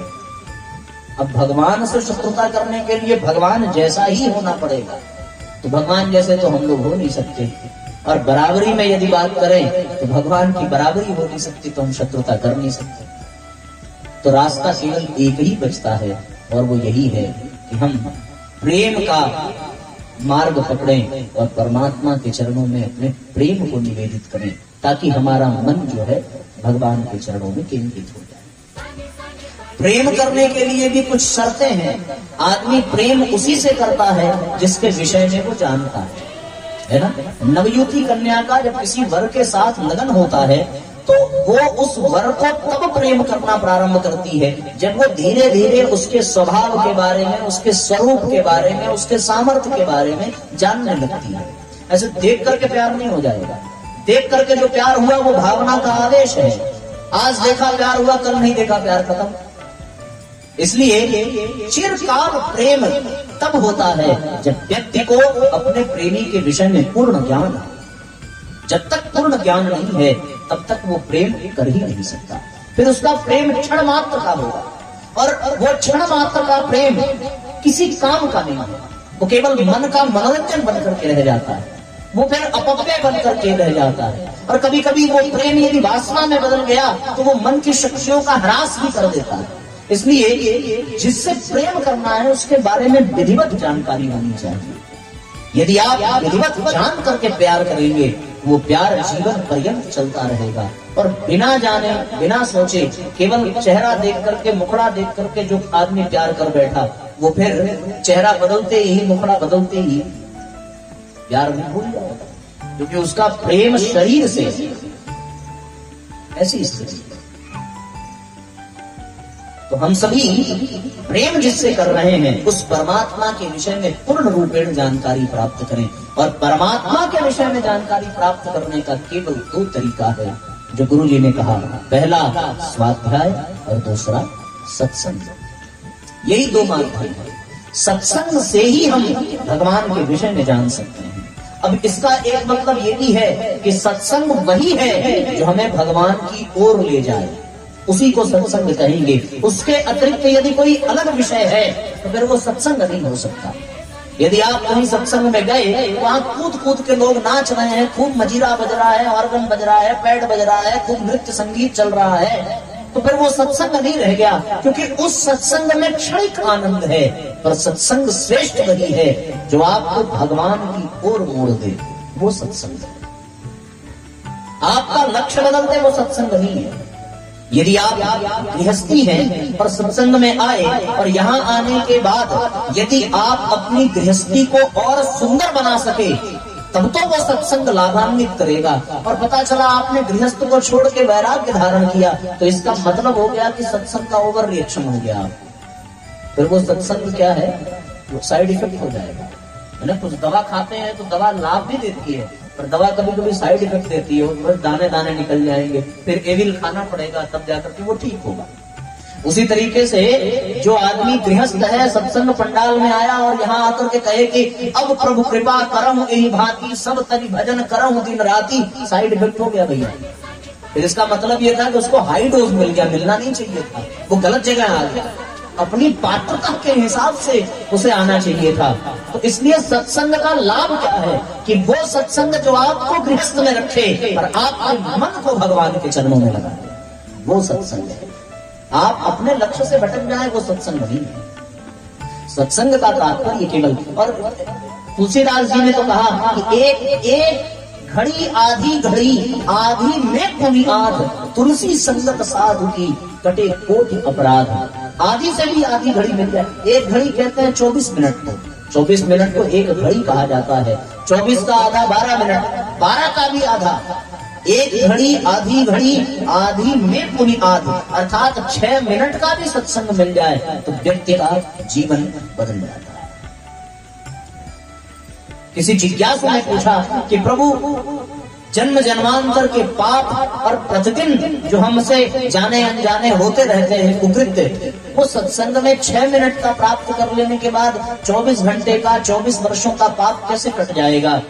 तो संत ने बड़ा सुंदर जवाब दिया कि 5 लीटर दूध का यदि दही बनाना हो तो जोरन 5 लीटर नहीं चाहिए, एकदम 1 चम्मच जावन लीजिए, जावन ही बोलते हैं यहाँ पे, 1 चम्मच जावन लिया, 5 लीटर दूध में डाला और पूरा दूध दही बन गया।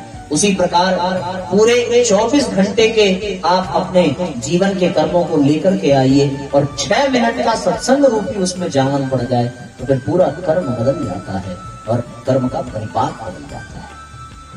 तो जीवन में सत्संग होना चाहिए। जिनके जिनके जीवन में सत्संग मिला उनको भगवान की जानकारी हुई, और जब वो भगवान को जाने भगवान से प्रेम कर बैठे। ध्रुव को अपनी माता से और नारद जी से सत्संग मिला, पार्वती माता को नारद जी से सत्संग मिला, प्रहलाद को नारद जी से सत्संग मिला, तो प्रहलाद भी भगवान को पा गए, ध्रुव भी भगवान को पा गए, पार्वती भी। संतन के संग लाग रे तेरी बिगड़ी बनेगी, संतन तेरी बिगड़ी बनेगी, संतन के संग लाग रे तेरी बिगड़ी बनेगी, संतन के संग लाग रे तेरी बिगड़ी बनेगी, बिगड़ी बनेगी तेरी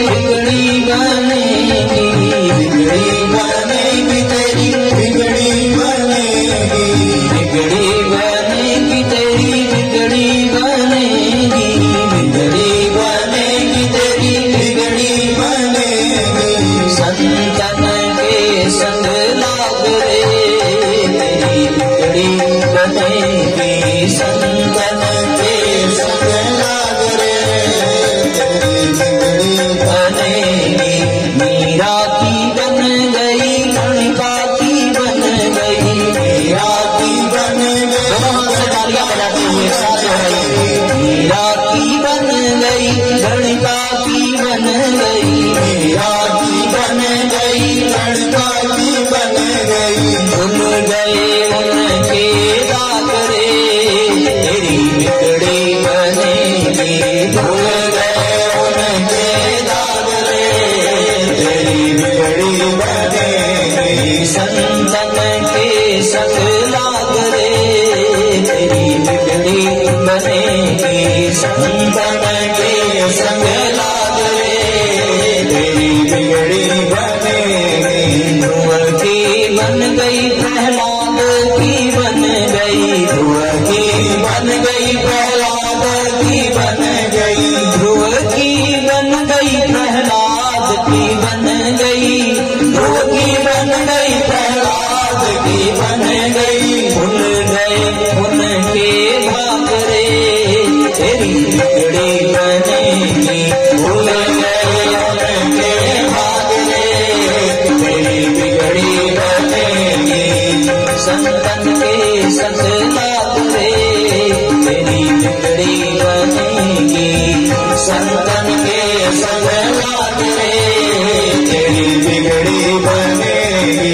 भैया की बन गई, भैया की बन गई, भैया की बन गई, भैया की बन गई, भैया की बन गई, भैया की बन गई, भैया की बन गई, भैया की बन गई। भूल गए सबके भाग रे तेरी बिगड़ी बनेगी, भूल गए सबके भाग रे तेरी बिगड़ी बनेगी। संतन के संग लाग रे तेरी बिगड़ी बनेगी, संतन के संग लाग रे तेरी बिगड़ी बनेगी, संतन के संग लाग रे तेरी बिगड़ी बनेगी। जीवन में परिवर्तन तब आएगा, परमात्मा से प्रेम तब होगा, परमात्मा के चरणों में मन तब लगेगा जब संतों का सानिध्य प्राप्त हो, सत्संग प्राप्त हो। सत्संग मिल जाए तो फिर कुछ भी पाना शेष नहीं रह जाता।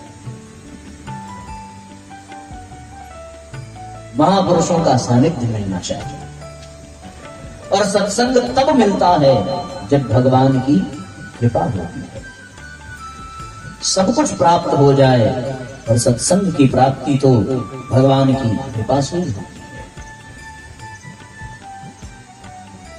जीवन में सब कुछ मिल जाता है बड़ी आसानी से व्यक्ति को। तात मिले, सुत भ्रात मिले, तात मिले, सुत भ्रात मिले, जुगती सुखदाई। मात मिले, पुनितात मिले, सुत भ्रात मिले, जुगती सुखदाई। राज मिले, गजबाज मिले, सतसाज मिले, मन वांछित पाई।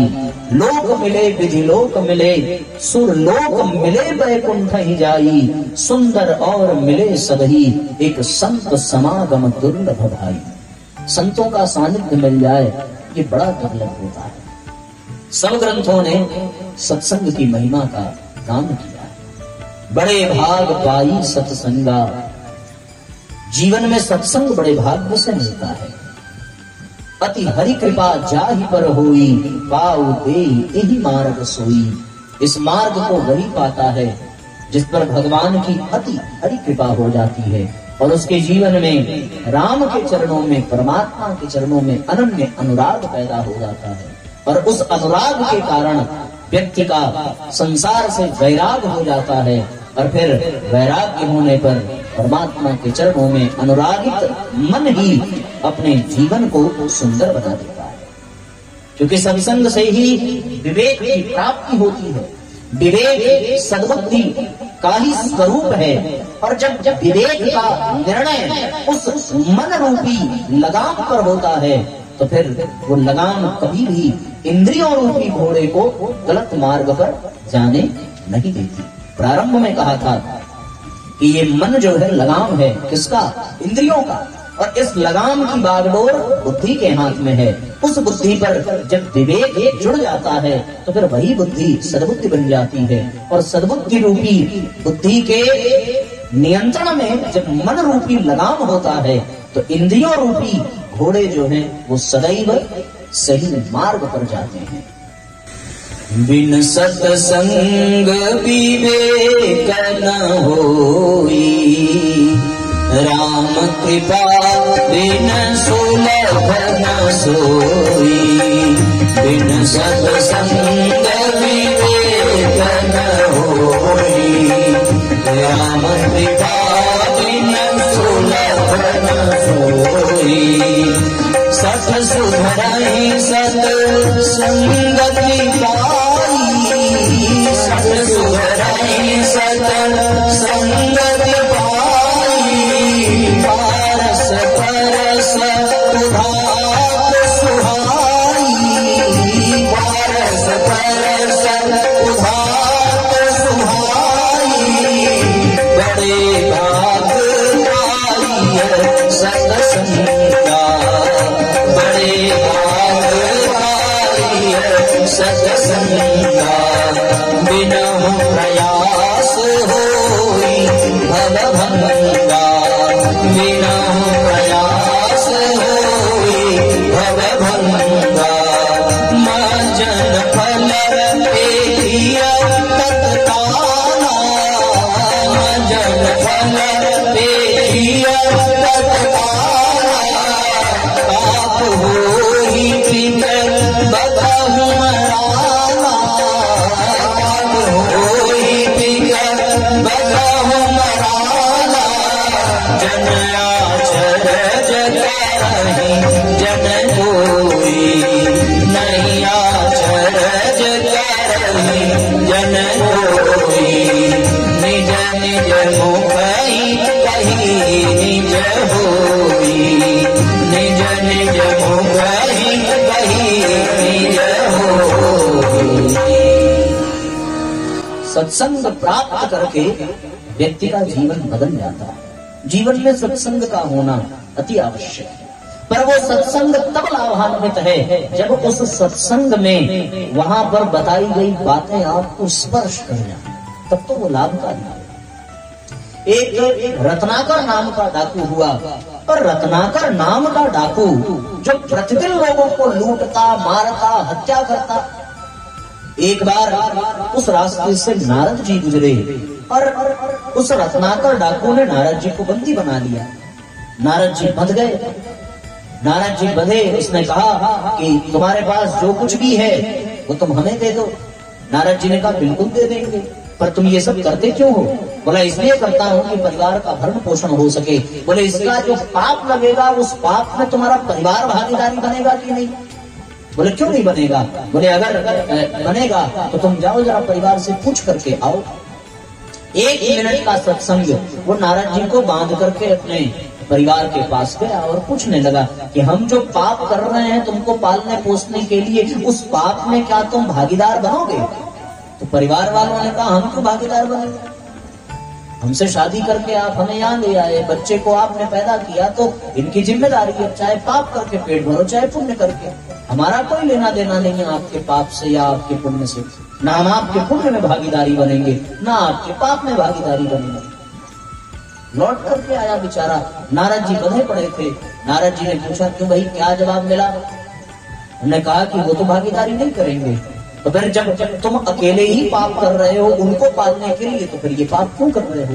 जब वो तुम्हारे पाप पुण्य में भागीदारी नहीं बनेंगे तो फिर अपने पेट का वो भरण पोषण करें, तो या तो पुण्य से कमा करके दो, पाप छोड़ दो। नारद जी का एक पल का सत्संग मिला और फिर नारद जी ने कहा कि तुम एक काम करो, आज से राम राम जपना प्रारंभ करो। इतने लोगों को मार चुका था कि मरा मरा ही शब्द निकला, और फिर उल्टा नाम जपत जग जाना, वाल्मीकि भय ब्रह्म समान। गुरु रत्नाकर वाल्मीकि बन गए। केवल और केवल पल भर का सत्संग मिला था। सत्संग के लिए 3 घंटे बैठना आवश्यक, कोई एक बात मन में बैठ जाए बस वहीं से जीवन बदल जाता है, केवल एक बात, ऐसी स्थिति बन जाती है। इसी प्रकार एक और कथा है कि राम बोला नाम का एक व्यक्ति जो अपने पत्नी से अत्यधिक प्यार करता था। कहते हैं साहब कि भरी बरसात में आधी रात को वो पत्नी के प्रेम में पड़ करके अपने ससुराल चला गया। रास्ते में नदी पार करने के लिए नाव न मिली तो एक शव बह रहा था, उस शव के ऊपर बैठ करके वो नदी पार कर गया। उसके बाद वह मकान में ऊपर चढ़ करके आंगन में कूदने के लिए रस्सी न मिली तो सांप लटक रहा था। इतना उन्मत्त थे प्रेम में कि सांप को पकड़ करके भी वो पार कर गया। और जैसे ही पत्नी के पास पहुंचे, पत्नी से पल भर का सत्संग प्राप्त हुआ। पत्नी ने केवल इतनी बात कही, अस्थि चर्म में देह मम तामे ऐसी प्रीति होती जो श्री राम में तो होत न तब भवभीति।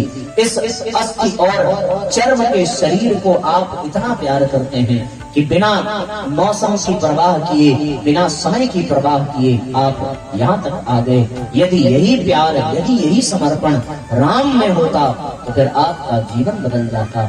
ये कहते ही इतना ही सत्संग प्राप्त हुआ राम बोला को, और वो राम बोला उसी क्षण गोस्वामी तुलसीदास बन गया।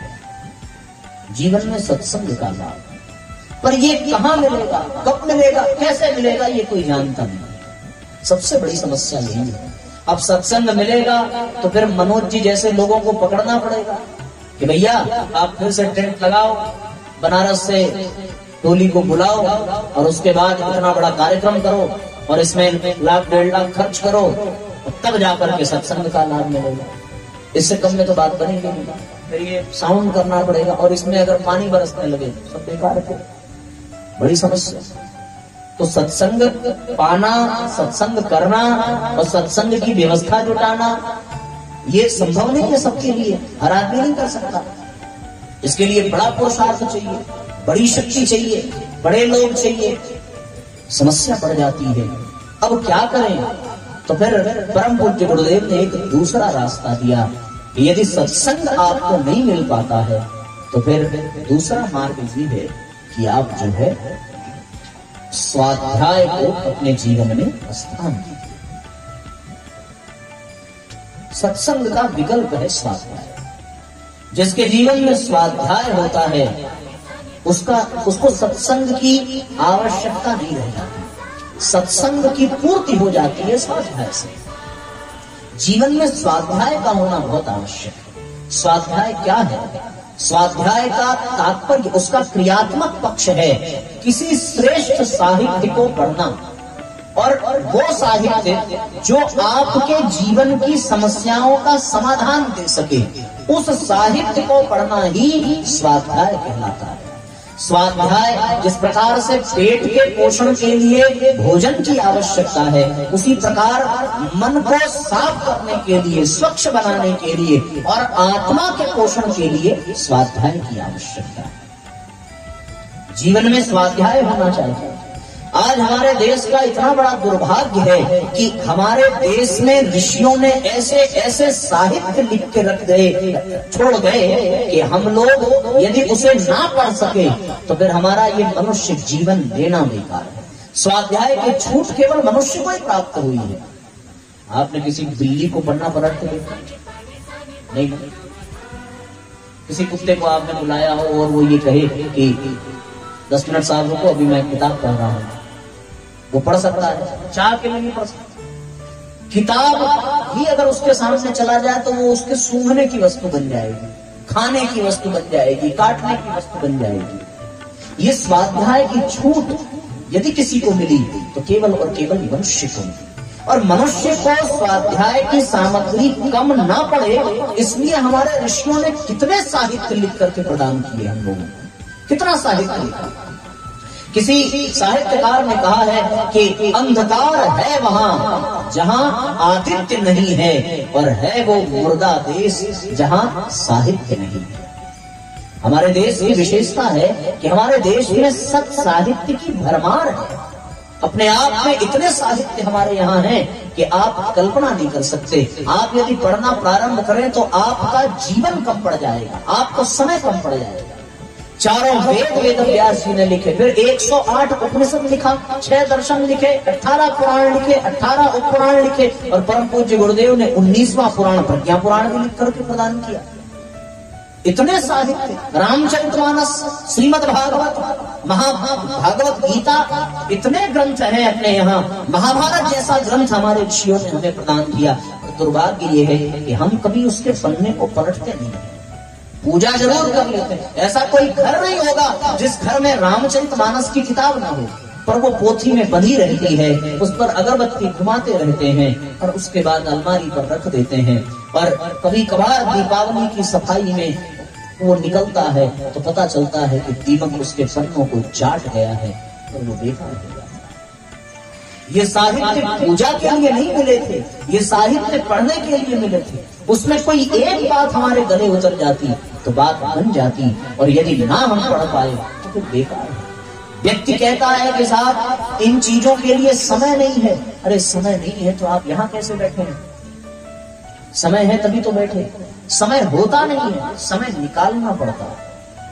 कल समय संयम की चर्चा की थी, बताया था कि किस प्रकार से फेडरल ने जितनी देर में चाय उबलती है उतनी देर में उन्होंने एक ग्रंथ का भाष्य कर दिया था। प्रतिदिन थोड़ी थोड़ी भाष्य करते थे। प्रतिदिन चाय बनाते, जितनी देर में पानी उबलता उसका उतनी देर वो उस ग्रंथ का भाष्य करते, और 1 साल में उन्होंने पूरे ग्रंथ को, उसके लैंग्वेज को बदल दिया।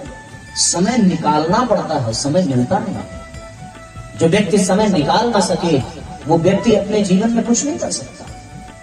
जीवन में स्वाध्याय के लिए समय होना चाहिए।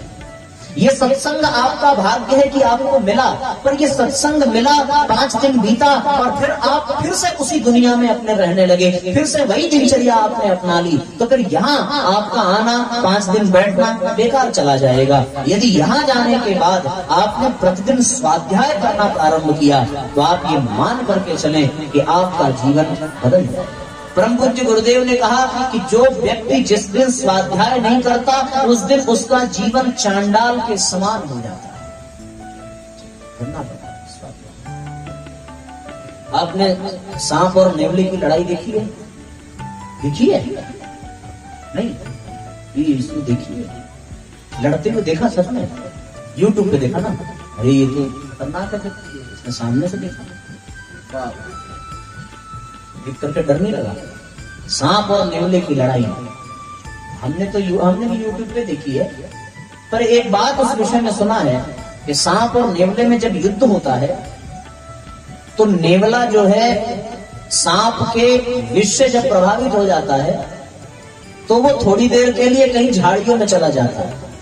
ऐसा लोग कहते हैं कि सांप के विष के प्रभाव को नष्ट करने के लिए वो कोई जड़ी बूटी सूंघ करके आता है, और सूंघ करके आता है, फिर सांप से युद्ध करता है और फिर उसको पराजित करता है। जब जब उस पर विष का प्रभाव होता है तब तक वो जंगल में जाकर के उस जड़ी बूटी का आश्रय लेता है और उस विष से खुद को बचा करके सांप को पराजित करता है। उसी प्रकार हमारा ये जो जीवन है ये मनोविकारों के, विषय भोगों के विष से ही भरा हुआ है। हमारे ऊपर उस विष का प्रभाव न पड़े इसके लिए जैसे वो नेवला जड़ी बूटियों को सूंघने चला जाता है, उसी प्रकार प्रतिदिन हमें दिन भर के विष व्याल को मिटाने के लिए स्वाध्याय रूपी जड़ी बूटी को अपने जीवन में स्थान देना चाहिए। जिस प्रकार हम स्वाध्याय को प्राप्त करते हैं उसी क्षण हम दिन भर के विष से, दिन भर के कुचक्रों से, कुसंस्कारों से, कुप्रवृत्तियों से अपने मन को बचा सकते हैं। जीवन में स्वाध्याय का होना भैया बहुत जरूरी है। शरीर के भोजन के लिए, शरीर को पालने के लिए भोजन की आवश्यकता है और स्वाध्याय को पाने के लिए, आत्मा को पाने के लिए ये अपने स्वाध्याय की आवश्यकता है। आत्मा का भोजन है स्वाध्याय। संगीत के माध्यम से इस गीत को आप सुने। आत्मा का होता है केवल स्वाध्याय से ही पोषण, आत्मा का होता है केवल स्वाध्याय स्वाध्याय से ही पोषण, इससे ही जीवन का होता, इससे ही जीवन का होता सुखद सफल सुनियोजन, स्वाध्याय से ही पोषण आत्मा का होता है केवल, स्वाध्याय से ही पोषण। कैसे करना है, कौन सी पुस्तक लेनी है और कैसे पढ़ना है, ये भी आपको सीखना पड़ेगा। ओहो पहले चयन करें पुस्तक का, तब स्वाध्याय करें हम। पहले चयन करें पुस्तक का, तब स्वाध्याय करें हम। फिर साधना व संयम सेवा का भी अपनाए क्रम, फिर साधना व संयम सेवा का भी अपनाए क्रम। सूत्र मिलेंगे स्वाध्याय से जो, सूत्र मिलेंगे स्वाध्याय से जो, उन्हें स्वयं स्वीकारें, जीवन धन्य बनाए हम सब, जीवन धन्य बनाए, जीवन धन्य बनाए हम सब, जीवन धन्य बनाए। पुस्तक है श्रेष्ठ गुरु अब जो हमको समझाए, पुस्तक है श्रेष्ठ गुरु अब जो हमको समझाए। बिना डांट फटकार के प्यारे सच्ची राह दिखाए, बिना डांट फटकार के प्यारे सच्ची राह दिखाए। यदि कोई गुरु कुछ सिखाएगा तो वो डांटेगा, मारेगा, घर वाले सिखाएंगे तो गालियां देंगे, पर किताब जो है वो गुरु से भी श्रेष्ठ है कि बिना डांटे, बिना मारे, बिना गाली दिए वो हमें 10 गुरु जितना ज्ञान बिना किसी पुरुषार्थ के प्रदान कर देती है। इसलिए श्रेष्ठ पुस्तकों को ही देवो, श्रेष्ठ पुस्तकों को ही देवो की प्रतिमा हम माने, जीवन धन्य बनाए हम सब, जीवन धन्य बनाए, जीवन धन्य बनाए हम सब, जीवन धन्य बनाए। ऋषियों के चिंतन से प्राणी स्वाध्याय से ही जुड़ता है, ऋषियों के चिंतन से प्राणी स्वाध्याय से ही जुड़ता है, स्वाध्याय से ही हर मानव के उनमें देवत्व जगता है, स्वाध्याय से ही हर मानव के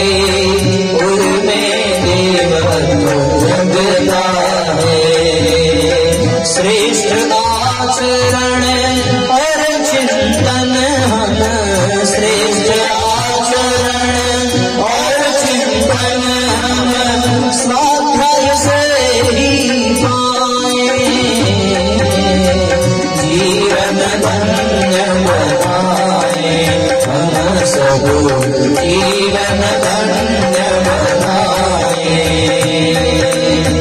जीवन धन्य बनाए, हम सब जीवन धन्य बनाए। आत्मा का होता है केवल स्वाध्याय से ही पोषण, आत्मा का होता है केवल स्वाध्याय से ही पोषण, इससे ही जीवन का होता, इससे ही जीवन का होता सुखद सफल सुनियोजन, स्वाध्याय से पोषण हो, स्वाध्याय से पोषण, स्वाध्याय से पोषण।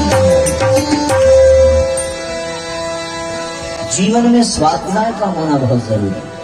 स्वाध्याय से कितने अष्टांग योग के बारे में आपने सुना होगा, यम नियम आसन प्राणायाम प्रत्याहार धारणा ध्यान समाधि, यदि इसे प्राप्त करना हो तो आप स्वाध्याय से प्राप्त कर सकते हैं। ध्यान की एकाग्रता स्वाध्याय से प्राप्त होती है।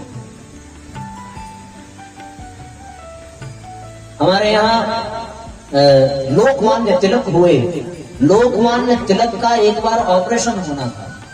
लोकमान्य तिलक हमारे देश के महापुरुष, और उनका जब ऑपरेशन हुआ तो उन दिनों ऑपरेशन से पहले क्लोरोफॉर्म सुंघाया जाता था बेहोश करने के लिए। उन्होंने कहा कि हमें बेहोश करने के लिए क्लोरोफॉर्म की जरूरत नहीं है, आप एक काम करिए, हमें कोई गीता की पुस्तक ला करके दीजिए, मैं उसका स्वाध्याय प्रारंभ करूंगा, उसके बाद आप ऑपरेशन कर दीजिएगा। आश्चर्य करिए कि गीता का स्वाध्याय उन्होंने प्रारंभ किया और उनका पूरा ऑपरेशन हो गया। उनको इतना वो लीन हो गए स्वाध्याय में, स्वाध्याय उनका इतना सिद्ध हो गया था कि पुस्तक पढ़ते पढ़ते ध्यान की वह एकाग्रता उनको प्राप्त हुई कि ऑपरेशन का दर्द भी उनको एहसास नहीं हुआ। ये स्वाध्याय की विशेषता।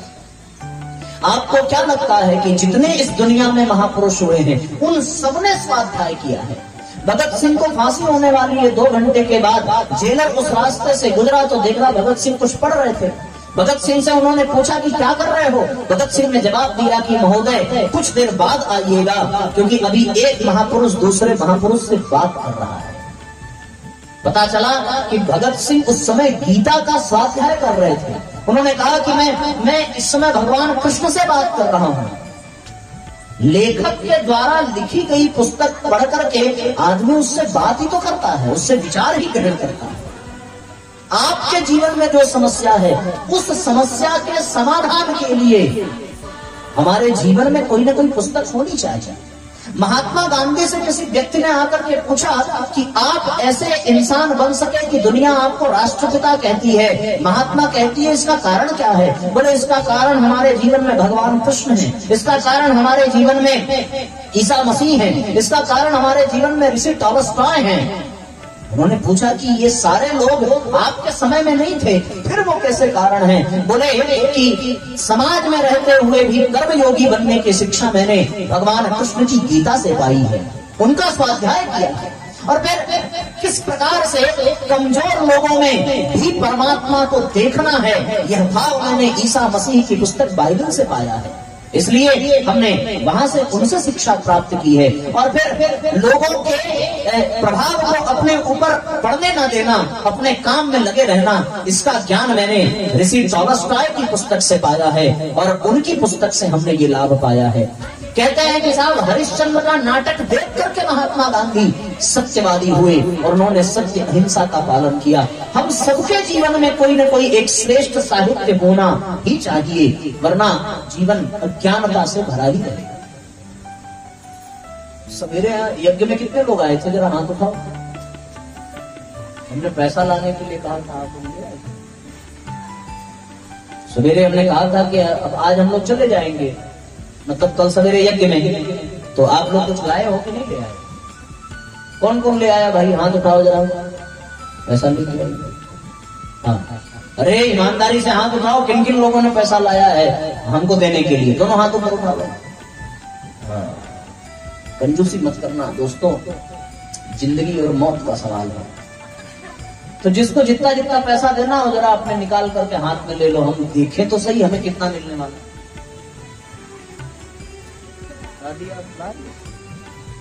अभी आप अपने पास रखो, अभी जब मांगेंगे तब देना। अरे लिहेरा भाई कहाँ जाओ, बिना प्रसाद खाए चलिए। प्रसाद 10 मिनट खा ली बस, बैठा। हाँ भाई जरा जल्दी करिए, पैसा निकालिए, हम देखें कितना मिलने वाला है, उसी हिसाब से सब कार्यक्रम आगे बढ़े। जल्दी करिए, समय नहीं है। पैसा निकालो, निकालो, निकल गया 20 रुपया। बाकी लोग कितना कितना निकाल रहे हैं भाई। दादी आपका कितना 10 रुपया, 20 रुपया। अरे तालियां बजाओ भाई, दादी ने 20 रुपया निकाल दिया।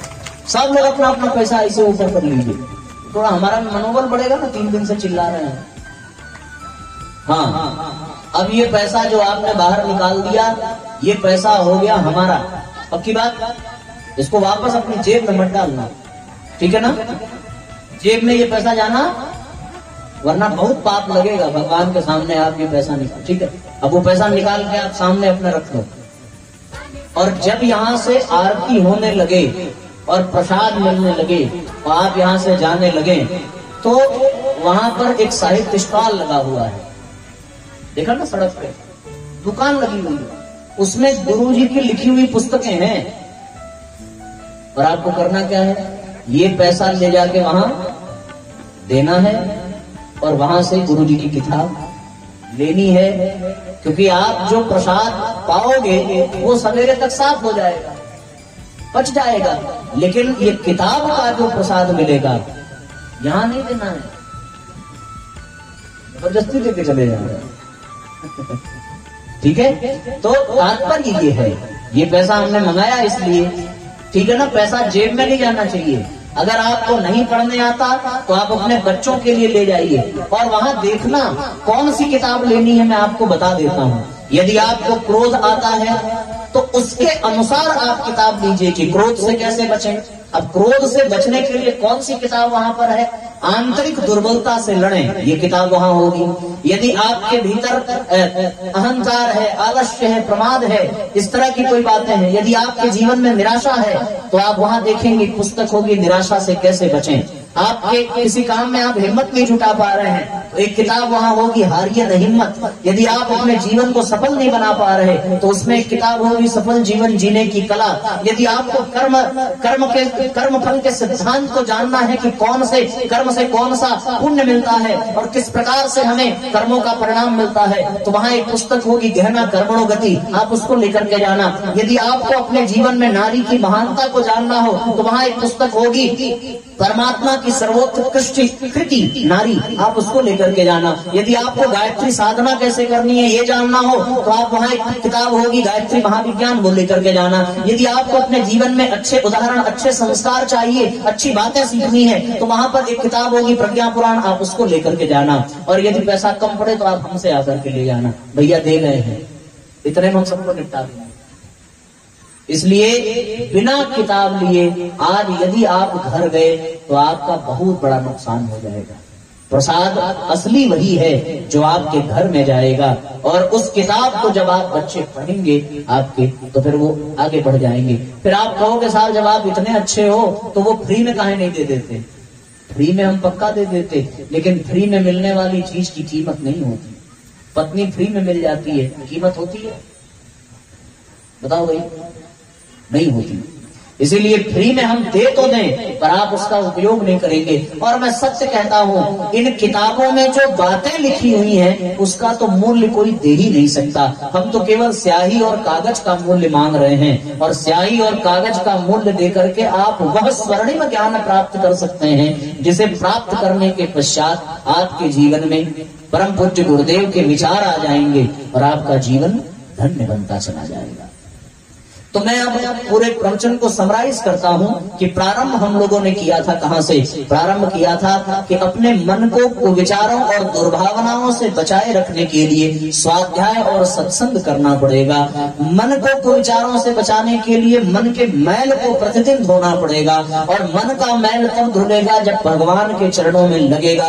भगवान के चरणों में तब लगेगा जब भगवान के विषय में हम पढ़ेंगे और सुनेंगे। सुनना सत्संग है और पढ़ना स्वाध्याय है। जीवन में सत्संग और स्वाध्याय होना चाहिए। सत्संग हर जगह मिल नहीं सकता, हर हाल में मिल नहीं सकता, आसानी से मिल नहीं सकता, पर स्वाध्याय के लिए सत्संग, स्वाध्याय के लिए हर जगह आपको पुस्तक मिल जाएगी। और एक मजे की बात आपको बता दूं, यदि आपके पास पैसे ना हो और यदि आप किताब ना खरीद सकें तो आप एक काम छोटा सा कर लेना कि अपने मोबाइल में हमारे YouTube चैनल पे चले जाना और उसको आप सब्सक्राइब कर लेना। कितने लोगों ने किया है, जरा हाथ उठाओ भाई। झूठ बोल रही है, झूठ बोलती है।